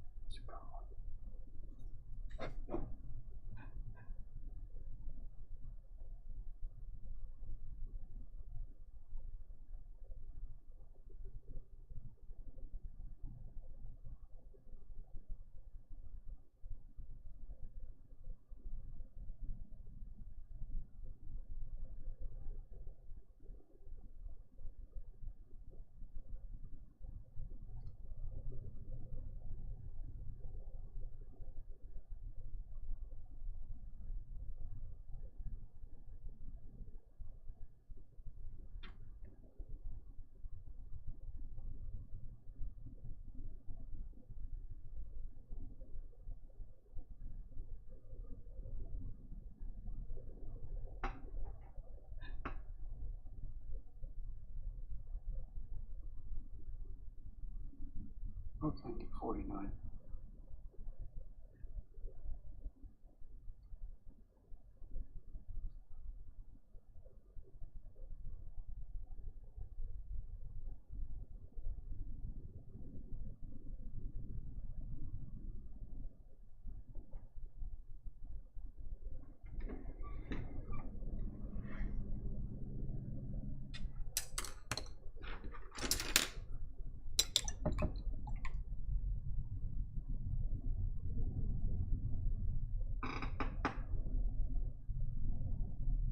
Yeah, I wish I could have got that a little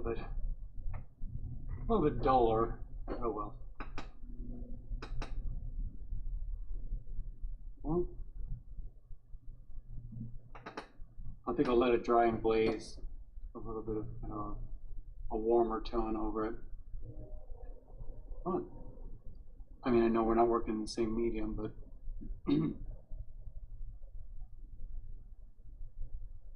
okay, let's see what we got here. Have we got anybody?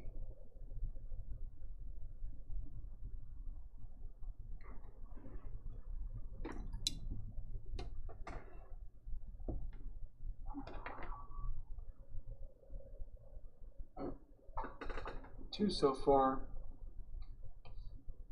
I'll give you a few minutes, okay? How about, let's see what time it is. How about till 40, okay? I have 36, so 4 minutes, okay?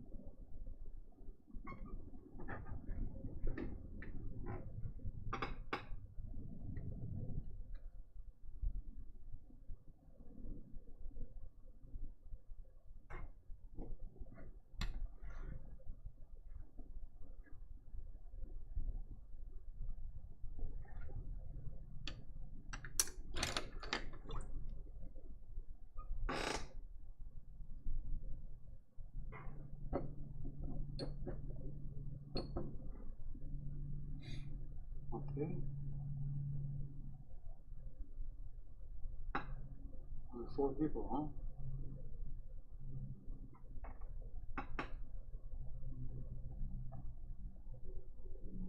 All right, let's... Okay.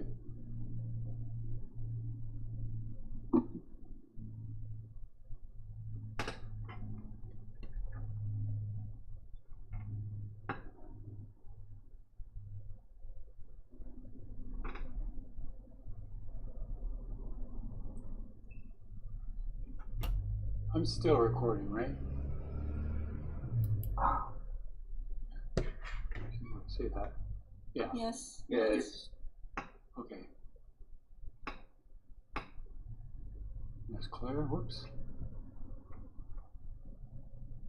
Ooh, cool. Look at those eyes. Wow. What did you think? What did you think about copying her? You there, Claire? You step out. Step out. Not there, Claire? Okay, I'll go to Gail. Hey, Gail, are you there? I'm here. Ah, I like these tones. Yeah, you got into the deeper tones, which is better. It's on black paper. Whoa, I was wondering how you... With gouache on it. Now that's interesting because a lot of the, I mean, a lot of like Mexican art, they paint on black quite a bit. Right. So I don't know if she did that in this piece. I kind of didn't look like it, but who cares? This looks great. So did you leave the black in his eyes? Well, you really painted around those. Yeah, I left all the black. Wow. Which is, you know, it's not natural. It looks good, and you know where it gets a little thin, it looks like little cools in her flesh, like here. So, right for her eyebrow, that's just the black paper, huh? Cool. It's the black paper with pencil, little pencil there. Mm-hmm. So yeah, if you wanted to, is this just gouache or? It's all gouache, pretty much. So if you wanted to soften this edge a little bit more, just take a little water and kind of dry brush it into the edge. Yeah.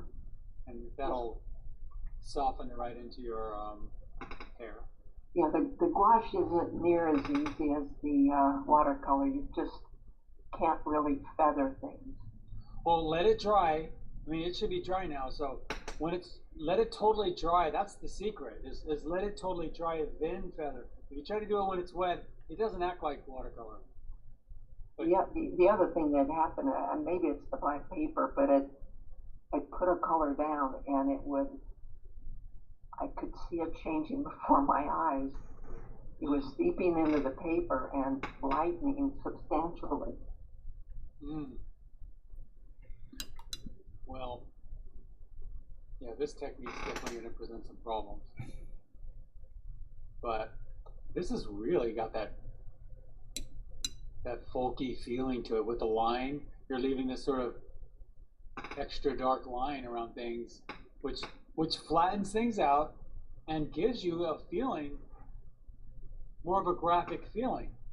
But just like people do, we always use lines. It's so natural for people that you want to use lines. And so a folk artist is just going to push the line even harder. That's why she's not really a folk artist, but she would be a very well-trained folk artist, that's for sure. But you're getting that folk look with the exposed lines, really flattening things out. But it, at the same time, it looks just right, just like her. Anything extra you're having a hard time with or anything? Or? Not really. I mean, it was between the black paper and the gouache. It was, but you know, she's just a remarkable woman for her time. Yeah. What she did and what she went through. Wow. Okay, thank you, Gail. You're welcome. Claire, are you there now? Hi, sorry. Oh, there you go. Okay. Took a little break. All right. We're getting some really interesting results out of this. Yeah, it's interesting. This thing pops. Wow. Now you made her eyes a little large, which, you know, it's funny. You can make her eyes, you know, a little large or whatever. It still looks like her because of her characteristic eyebrow and maybe a little bit more of a shadow around her mustache a touch, but Yeah, you know, I think her eyes just sort of drew me in. I wasn't really aware of her relative eye size. her eyes look right through you. I mean, don't they? She's just got such a penetrating. They really stare. do. Yeah. They really do. And I think I didn't have enough perspective to really look at her eyes, you know, as a part of the whole, rather. Yeah. So. It's really easy to get pulled into anybody's eyes, really, but her, she has that. I always say it in my head. I call it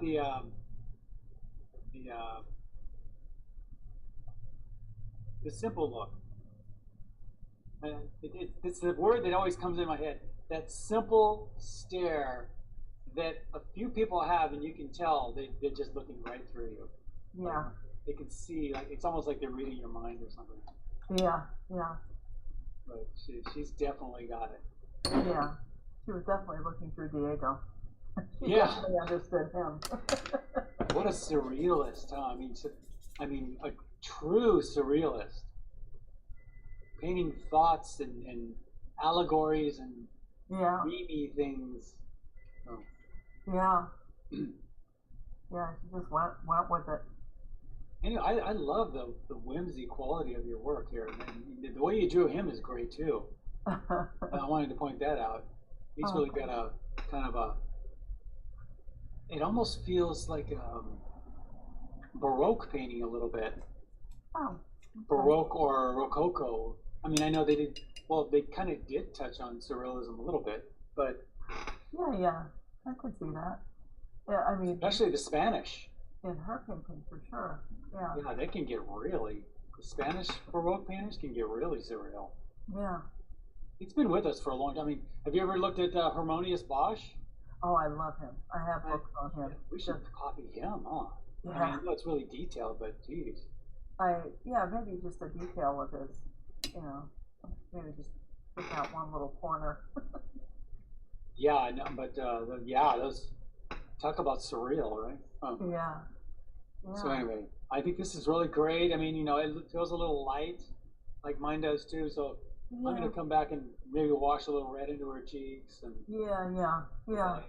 But, it was. Yeah, this is like after like 3 or 4 different, you know, glazes. So yeah, it's just very hard to get it that dark without feeling like I'm like making her like completely red. Right, I know. It looks red, and then all of a sudden, red enough. She really got some red in those cheeks. Yeah. All righty. Thank you. Thank you, Claire. Oh, nice values. Wow, nice colors and values. This has really got the feeling. You let the red drips, huh? I even put dark circles around them. Yeah. Made them into little, what do you call those? Ollie or something? No. I don't know. I thought they were cute. You got a feel to them, that's for sure. Well, you got really, you know, as far as your technique goes, I mean, your technique's fantastic. Now, any insight you have on her, or anything you want to talk about with her, about her? Oh, it was hard to get this dark enough, and I think it was a more interesting painting a little earlier, but it wasn't dark enough, and I just kept throwing more dark on it, and then it got kind of blobby. Maybe it's okay, but her hair, it went through some better stages, but it wasn't dark enough. It's looking pretty darn good, I have to say. Yeah, I mean, you can always kick on more. Like I said, I squeezed it right out on there. I mean, I couldn't get it dark enough. So, great eyes.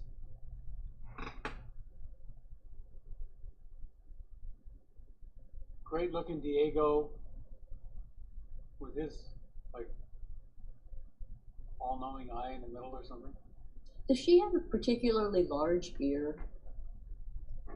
I think her ear was a little large. I think I actually came back and shortened it, but I think maybe I was drawing it right.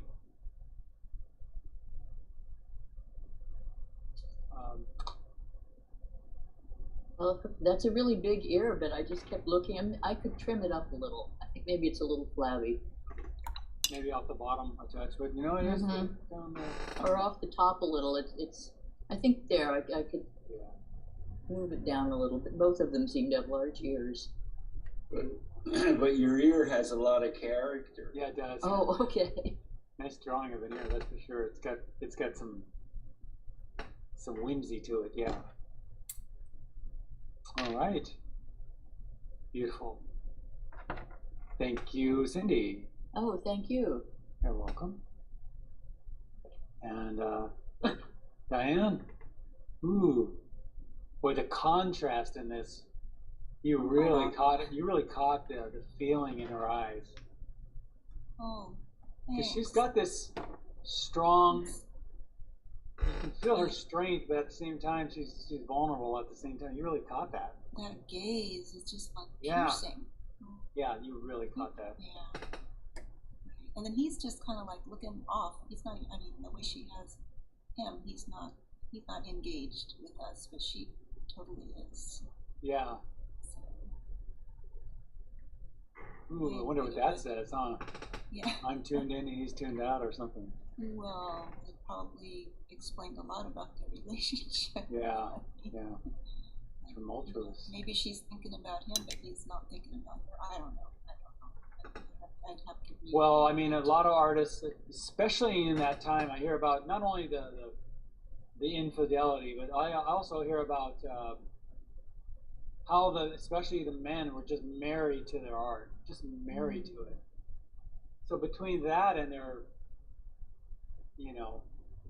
other relationships, my gosh, not there. Yeah, well, her work is so interesting because of the symbolism. I mean, she really lays her soul bare. Right. With, all these symbolic things that she puts in, these symbolic devices. And I didn't even realize that the clothing. I mean, because I obviously didn't fit in all that hair that's wrapping around her neck and stuff like that. But I didn't even realize until you were painting that's that traditional outfit, right? Right. It looks kind of like that traditional outfit. I didn't know what was going on down there. Oh, that's like what she was wearing when in the two Fridas. Yeah. The other one. Yeah, the blue. On the right hand side that symbolized the yes. I forgot what they called that. I don't remember what that was called either, but that was the traditional one, and then the other. Wow. It began with a T. Talapa. Okay. I don't remember. I'll have to listen to the recording. Talapa. For you, that sounds like YouTube. That sounds like food. No. But anyway, thank you. Now you're making me hungry. You need to work on this more, but I'm enjoying it. So thank you so much for choosing. It's a beauty. Oh. It's a beauty. Thank you. Yeah. It's got a long way to go. That. You really cut our eyes. Thanks. All right. Thank you, Diane. Thanks, Ron. And Suzanne. Wow. This has that really surreal feeling to it.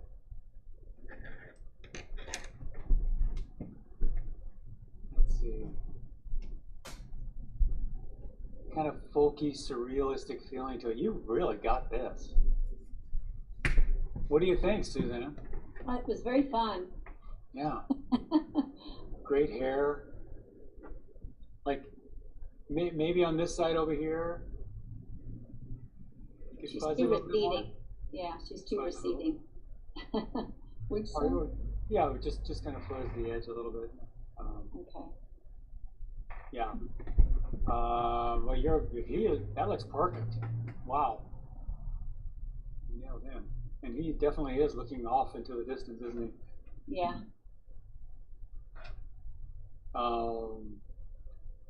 But here he looks a little more Yeah. minus. I think the way you're rendering it too, the way you're rendering the eyes has that kind of Frida quality to it. She's not I mean, you can tell she's really influenced by the folk art, but you can tell that she's definitely got some training. But she's sort of like able to tap into her basic self and just paint, and then use the rules. She's a good example of using the rules when you need them. Otherwise, you don't need them, you know? They kept saying she's self-taught. Yeah, but with Diego Rivera, I mean, with the husband, Yeah. I mean, he could just come over and they'd say, she could say, what do you think of this? And he could just say, do. You're not self-taught anymore. Now with someone like that, he is extremely well. And somebody like that, I've had teachers say one thing that I can, even now I can't get out of my head. And it was like one of the most basic things. So I can't, her work doesn't hit me as totally self-taught. It has a lot of characteristics of a self-taught painter though, I will say. Oh, this is beautiful. Yeah, wonderful. Yeah. Thank you. Great darks too. Yeah, I would just work with the hairline right there. Yeah. Okay, thanks. Maybe pull more hair over her neck too. Yeah. Whatever. Okay. Little things. Yeah. Okay. Thank you. Thank you, Suzanne. And we're going to Lily. Ooh. So was it hard to get the darks, or is that just your first lay-in for the dark for the hair, and you'll come back over it, or what do you think? That's like the second layer. Yeah, you have to go pretty thick and aggressive with the darks. Mm-hmm. Like, did you see me just squeeze it out on there? Right. So that might be what you got to do. But your proportions in the face look great. Maybe a little deeper with their skin tones, deeper with the reds in here.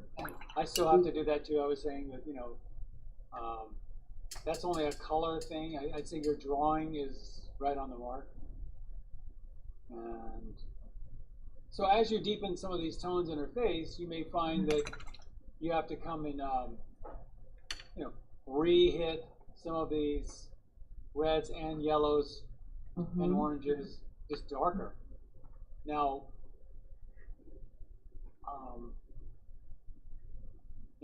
I even when I came in on the first glaze, I thought it was too dark, and it just dried way too light. Remember, I don't know if you remember when I said that, but I said I always throw these things in, and it feels too dark to me, and then it ends up being too light. I wish one of these days I could just get so aggressive with the thing and just nail it on the first try, but it hardly ever happens. So yeah, I would just glaze in some more skin tone. That's about all I see. And then with the tears or whatever, they'll really stand out once you get it dark enough. Okay. Then you come back with white gouache or something. Okay. Nice work, very striking. Great eyes. Yeah. Okay, thank you. Yeah, thank you. You're welcome. Let's go. Ooh. You really, boy, you nailed those eyes. And you made her eyes look lighter, which is interesting. It's interesting, but ooh, she's just definitely got that gaze. Wow. I would not want to mess with this lady right here. she probably knows, like, I don't know. She probably has lasers in her eyes or something. Yeah. Great stare. You got all the folky characteristics. You got him. Now he almost feels like he's looking at us, which I don't mind. But and she feels gaunt, a little on the skinny side, but I don't mind that either. Right. She definitely was. I mean,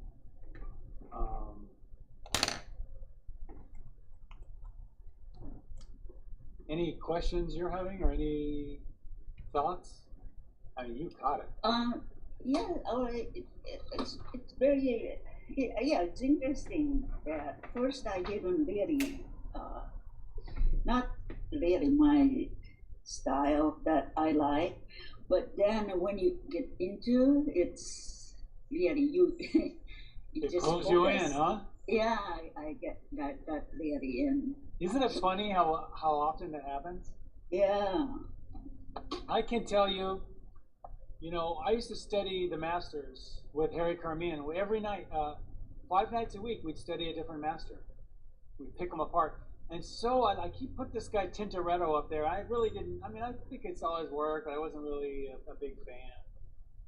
And then, now I'm just hooked on Tintoretto for the rest of my life. Same with El Greco. It's funny how you concentrate on one for the, then you start to understand once you give them the time. And then, wow, it just. I think it is really true to, being taking this class. Yeah. It's there's no exception. Each artist, each master has a lot of things to tell us. Exactly. And without actually doing it, you don't know just looking at. Yeah. You have to try, see what is their spirits. Right. What do they want to tell? What do they want to convey? When you do actually do, you get more that. Yeah. Mitsuko, I agree. Yeah. What it does, it pulls stuff out of you by looking at it, trying to do them. Yeah, this is amazing. And sometimes what they pull out of you or what you're actually learning is not something that you can describe with words very well. Exactly. Right. I think what they pull out of you is your intuitiveness that you have, that you don't realize, and it's you. Yeah. It comes out of amazing. Yeah. She's got that stare that makes me think maybe I could do better, or maybe I could be more understanding, or try, just try to be more considerate, or try to be better, I don't know. Like, are you doing what you should be doing, or something? I don't know what it is. Yeah, but there's a womanhood, yeah. Yeah. Just. It's beautiful. Very well done. Okay, thank you so much. Thank you, Mitsuko. Thank you. And that's what a study is, everyone. There you go. There you go, Teresa. It's a study. Beautiful. You really caught that red in her cheeks. Yeah. You there? Yes, I'm trying to be there. Here I am. Oh yeah, there. Okay. Yeah, she's got that. I don't know why this one feels so ornate. It feels ornate? Well, probably because this yellow around her neck or something, or the sparkle around her eyes or something. It just has an ornate feeling to it. But she does have that sort of regalness to her. Yes, she does. You caught it. I've had a terrible time with the nose. I've spent so much time on the nose. I just... With the nose, I would just keep it as simple as possible. Right. You could, let's see,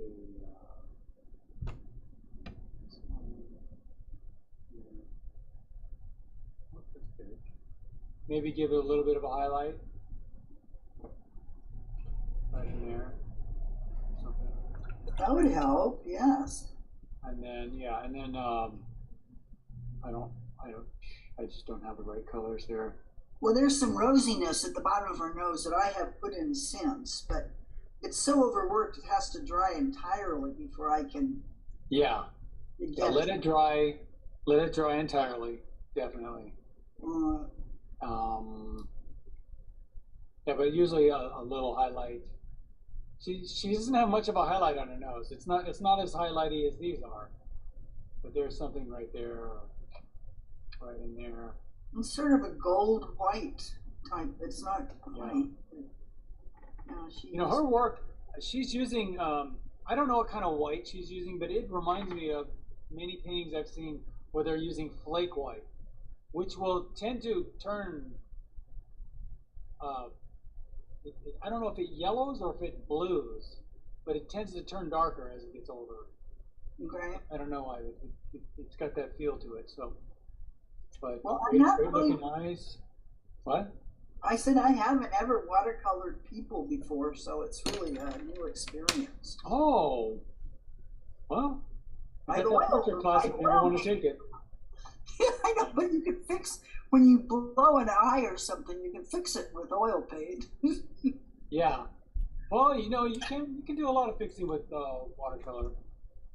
It's just playing with it and understanding how to do it.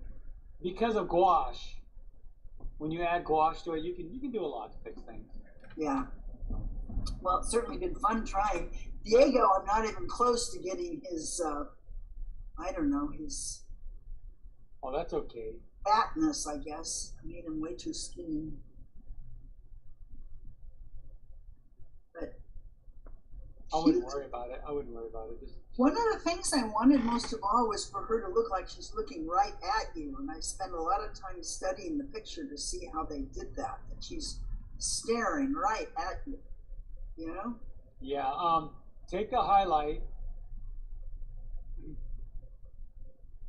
and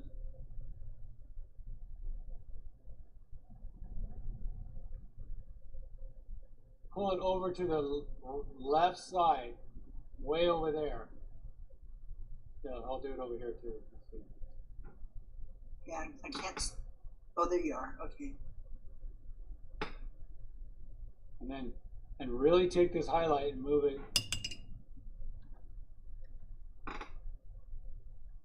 over there. Oh, that really does it. And take out the little highlight on the right. Okay. Yeah, there's a little dinky thing over there, but you know, I would play it way down, like about like this value you have over there. Yeah. I just put a little bit over there, and that's it. And she'll get that. No, the eyes. Like she's looking at you. Yeah.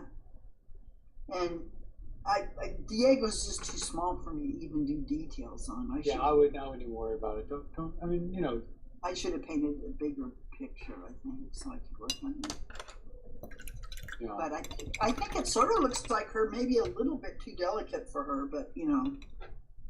It's pretty darn good. This is your first head? You mean, do I have 2, 3, and 4 in the queue there? No, I mean, I'm just saying. I mean, this is a pretty darn good head for a first head. And you know what? A first head in watercolor. Yeah. Okay. Well, you know. Yeah. So you do understand proportions and all that, right? Yeah. You've had that. Because I was going to say, some people do it naturally. I mean. No, I don't do it naturally. Yeah. But these are good proportions. Okay. Maybe what I would do is take this jaw line down here. Yeah. This is being picky, but play a little bit lower, bring the chin down here a little bit further. Okay. So it's like nothing you've done is wrong. I would just hit the shadow a little darker, a little lower down here. A little lower. Got it. And then that.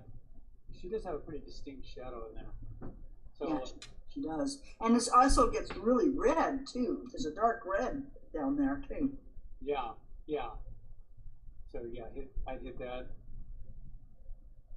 Okay. Alrighty. All right. Well, thank you, Rob. It's been really a new experience for me. Well, good. That's the idea. All right. Thank you. Thank you. Next sector.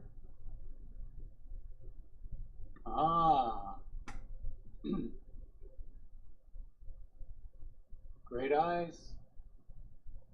Now he feels, I don't know. My first, by the way, you got great skin tones on there. I mean, not that you had, not that that is the most impressive thing, but yeah, you got deep enough skin tones on there.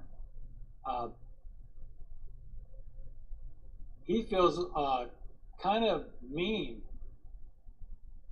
And she feels like maybe a little confused and I think he was pissed off at the same time. Huh? I think it was. That's why she said the worst things in her life was the accident on the trolley and being in love with you wonder why she got back with him, though. That's what confuses me. It was love. Yeah.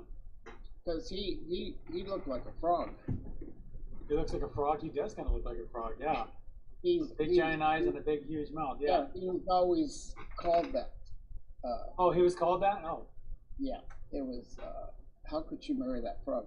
But, and she had a certain beauty that, unreal. But like you had said earlier, that she, going back to painting like you did in the beginning, in your, when you're starting out, when you told me, then I started to flow better. Even though I wasn't, when I tried to be too technical, too precise and stuff, you lose out on, just like Mitsuko, we're getting something else. Yeah. And, it's allowing you, because I just threw on, I go back with other colors and just splash it on it, or just hit it with the brush or whatever, and I'm more happier with that stroke. Me too. That I'm not, well, you try not to be too delicate with it. Yeah.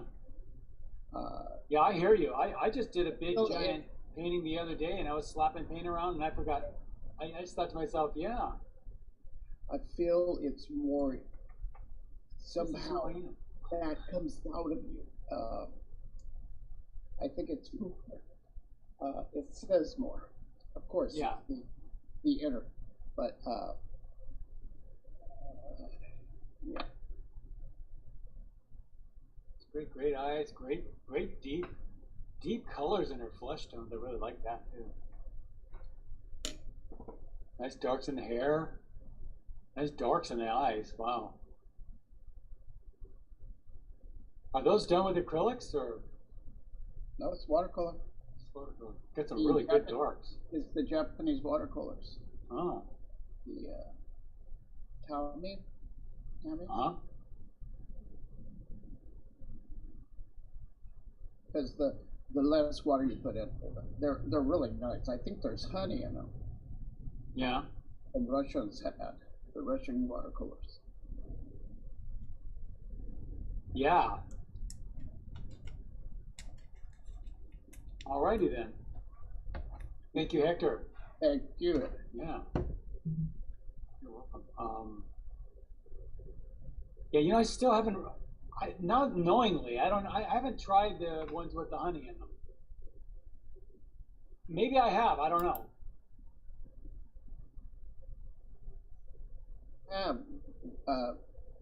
One of the ladies had given you a whole set. Yeah. Years ago at Creative Arts. She was the one that. Kathy. Yeah, she way in the back. Or Katie. Yeah. Yeah. She had given you a set. That's where I got interested in it. Oh, okay. But those were the Russian ones. Oh, the Russian ones. Oh, maybe I don't know. Oh, I know. I think it's Nallier has the French brand has honey in it. I think the Sanel names. Okay, I have some of those. Yeah. Okay. I didn't realize they had honey on them. Are they kind of sticky? Anyway, I haven't used them, but that's what I've heard. So. Spray water on them. These are those Japanese square blocks. Right. I have that. spray on top of them. When you spray on top of them, you don't have to go real watered down, but they stay kind of on the moist side. But they're not deep. They don't go deep. Yeah. You know what I mean? But you can put it on your paper and then add more water, and then it dilutes, and it goes. Okay. Sorry. Hey, Gay, are you there? Is Gay there? There you are. Sorry about that. You know, one thing I'm seeing right away in this are these really deep tones you've got in here. And you see, that's why the tears pop so much. Because you got them nice and dark. This is what I was saying, this is what I need, is some of these deep kind of orangey tones. Really nice values and colors you got in there. Wow. Thank you. Yeah. She's got that stare too, definitely. I mean, great edges. And I think you got him really great. Anything you're having trouble with or any issues with? Is it? No. They're complete, yeah. Obviously I have many layers in the hair. Yeah. Had to get out the hair dryer to dry her hair for her. But no, I really enjoyed this. Oh, this is a great one. Yeah. Thank you. I love this class. I learn so much every time. Oh, thanks. Yeah, I mean, I just it's almost like I feel like I'm just opening the door, and here's a master that's going to teach us today. So let's learn, That's what it's all about. And I love the way you guys take it and run with it in your own way. I mean, that's what you're supposed to do. Learn what you need to learn. But anyway, this is great. I think the orange in her skin actually makes her hair look bluer. Interesting. I wonder if that's true. Because they're contrasting colors. All right. Thank you, Gay. Nice work. Helen, okay. That's all. That's just fine. Yeah, I'm gonna get the color on there. I just really enjoyed seeing her lines. Yeah. Take your time. Take your time. I'm not in any rush, but I can't wait to put the color on now. It's gonna be great. With a lot of these softer tones here, I just use like a. Now you could leave them too. They'd be fine if you just left them, but you can use a kneaded eraser and get those up. Yeah. I mean, sometimes it makes your color gray where you don't want a gray, but sometimes it can work really nice. I mean, so it just depends on you. Okay, yeah, I'll lighten it up a bit so I don't get stuck with that. I've had that happen before. Okay, thanks. Yeah, I think your drawing's fine. You really got a good solid line quality here, good solid drawing.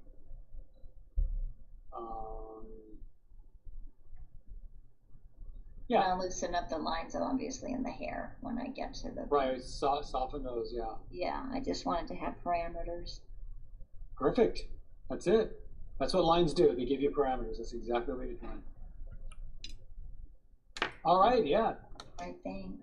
Nice work. Nice drawing. And you should take your time. Oh, this is a great one, Henry.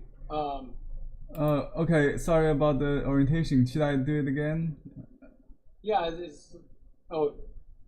can rotate. Is there anybody else who's waiting till the end, like George? let me I'm working on it. Could you mail him in? Because the whole class wants to move on. Yeah, just Is there anyone else besides Henry and George? Is that it? Carol O'Toole's is coming in. She thought she sent it, but we'll send it under mine. Okay. Anyway, I just think it's great.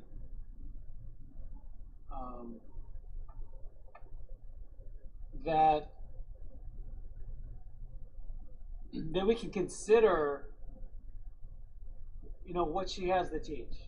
That's all it is. That's all it really is. I mean, yes, you're learning some technical things too, and I'll go over the technical things as well. But there's just so many. I mean, art is the technique seems to consume us when we're in the learning stage. But there's so much about art, and they don't really teach this oftentimes. You know, the storytelling, the what are you trying to convey? You know, what's your message? And it might not even be totally literal, you know? So, there we go. Oh, man. This has got that quality to it, right on.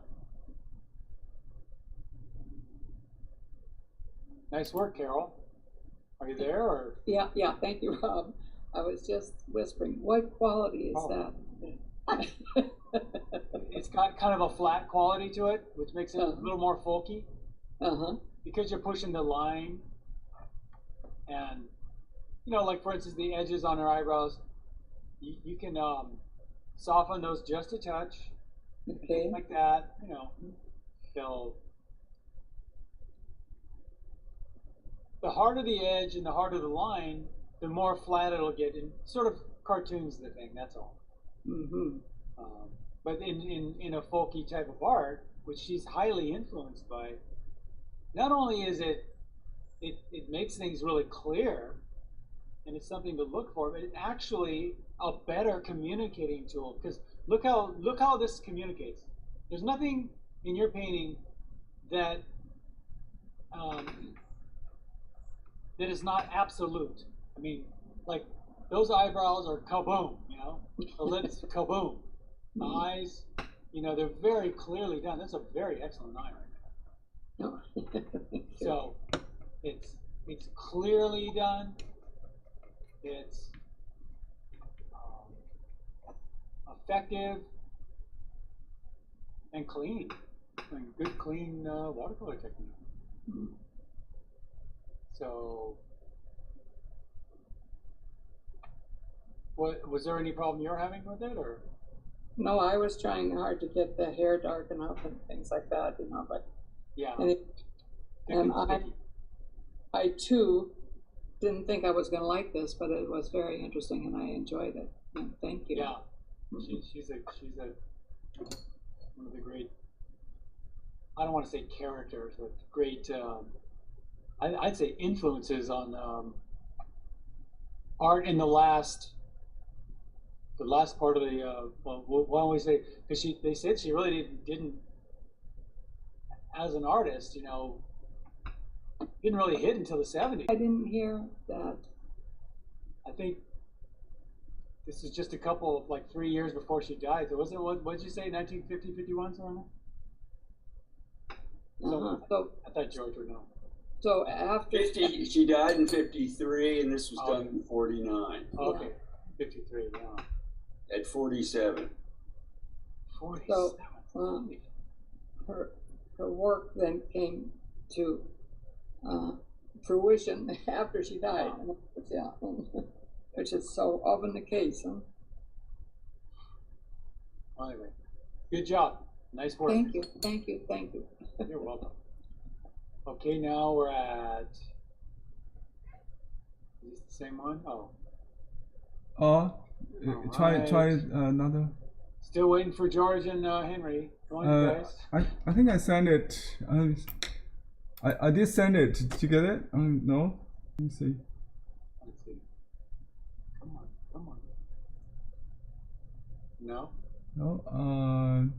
Let me try one more time. Maybe we shouldn't wait till the very end. I know not you didn't, Henry, but like George. Maybe wait till. Hey, Rob! I just got back from my appointment at 11:45. Oh, okay. So don't give me grief. Sorry. I understand. Okay. Just one minute. I got it. I got it. Yeah. Okay. Good. So. Here's one. Yeah. Take the first one. Very good. Wow. Very nice. Thank you. Wow. I did with Sumi ink drawing first. Instead of pencil, I used the brush. You really got a lot of movement in her hair. Wow. Yeah, that took me most of the time, actually. Yeah. Yeah, I have to draw this one by one as the Asian art. You got a lot of movement in her eyebrows. Thank you. Yeah, also I have to draw one by one. One by one. And you really caught that. I can feel in her stare just a weakness and a tenderness, almost like, why me or something, I don't know, but yeah, she has so much character. Beautifully done. Beautiful colors. Thank you. I really like how you hit your yellows and pinks in the flesh. Very good.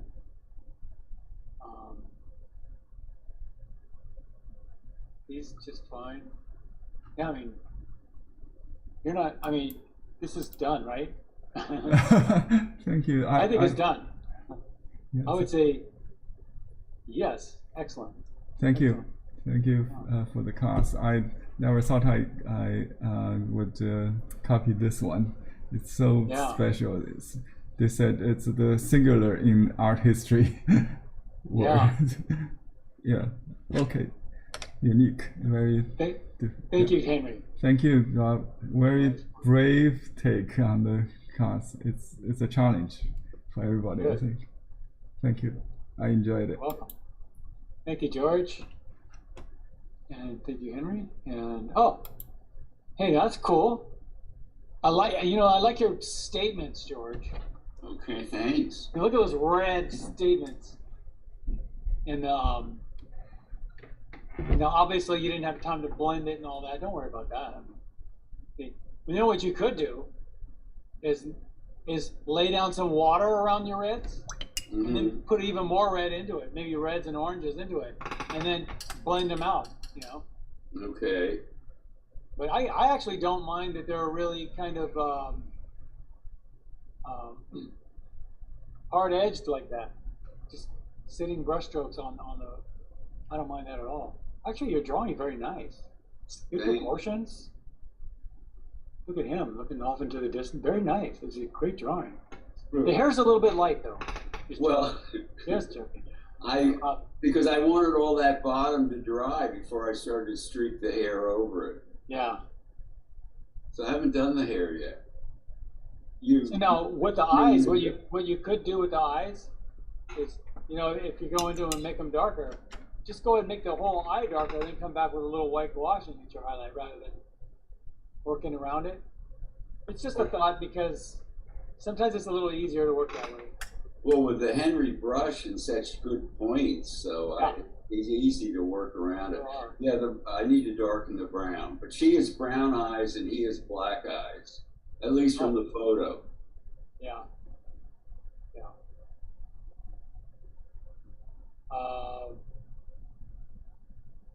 Great color in the background. Just, See, it has a quality of a very nice pop art. Yeah. Yeah. It has that what? The pop art. Oh, pop art. Yeah, kind of pop folk. Yeah. Right. Oh, okay. Well, because pop art, typically has very saturated colors, like you like. So yes. That's kind of typical. What's the significance of the eye in Diego's forehead? I don't know. I have no idea. I know there's that eye on the back of the dollar bill. What do they call it? The all-seeing eye or something like that. I don't know what that has to do with anything. But maybe in her mind, it's her eye on his forehead, or. Oh yeah. The third eye represents a mystical thing about perception. Oh, okay. And I think that he sitting on her forehead is a third eye. Ooh. Oh, that eye's on her forehead? No, no. Yeah. His whole picture to me is the third eye. Yeah. Oh, okay. Yeah. That's pretty insightful. And that's what her third eye sees. Diego's always on her mind. Yeah, as you said, Rob. It's like she can't get rid of him. Yeah.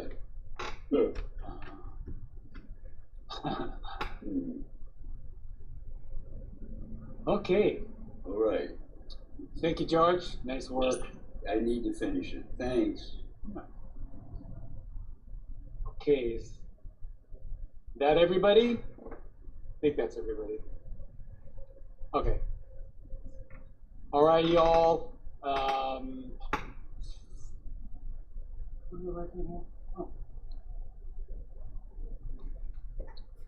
All right then. Rob, is this the last class of this series? Oh, is this can't be the last one already, is it? Jeez. Let me see. Hold on. I think next week is. Don't you start October 1st or the week of October 1st? Today's the 20th, so the Masters, right? The 27th. So Yeah, next week's the last class. Yeah, so October 5th will start the new section. Yeah, the new session starts at the 4th. Yeah, the 27th. That's next week. That's the last. So next week is our last week of all the classes. Yeah. No, I think you said you were going to give us the 28th off. So yeah, in the landscape class, the 28th is not. Oh, that's meeting. tomorrow. Okay, yeah. That's the landscape class. The first day is the 5th. The master's class, the first day is the 4th. Right. And the portrait class, the first day is the 6th. Okay. So it's the 4th, 5th, and 6th. Alrighty. So see you next week. Tomorrow will be the last day. Reminder. What was that?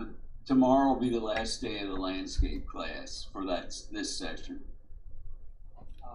Yeah, that's right. The 21st. Yeah. Okay. Yep. All right, everyone. Thank you. Thank you. I'll get that to Thank you. you so much. Thanks so much. Really enjoyed Thanks, your Rob. work. Great day. Thank you. Okay, bye-bye. Enjoyed that. Bye All bye. right. Everybody. Thank you.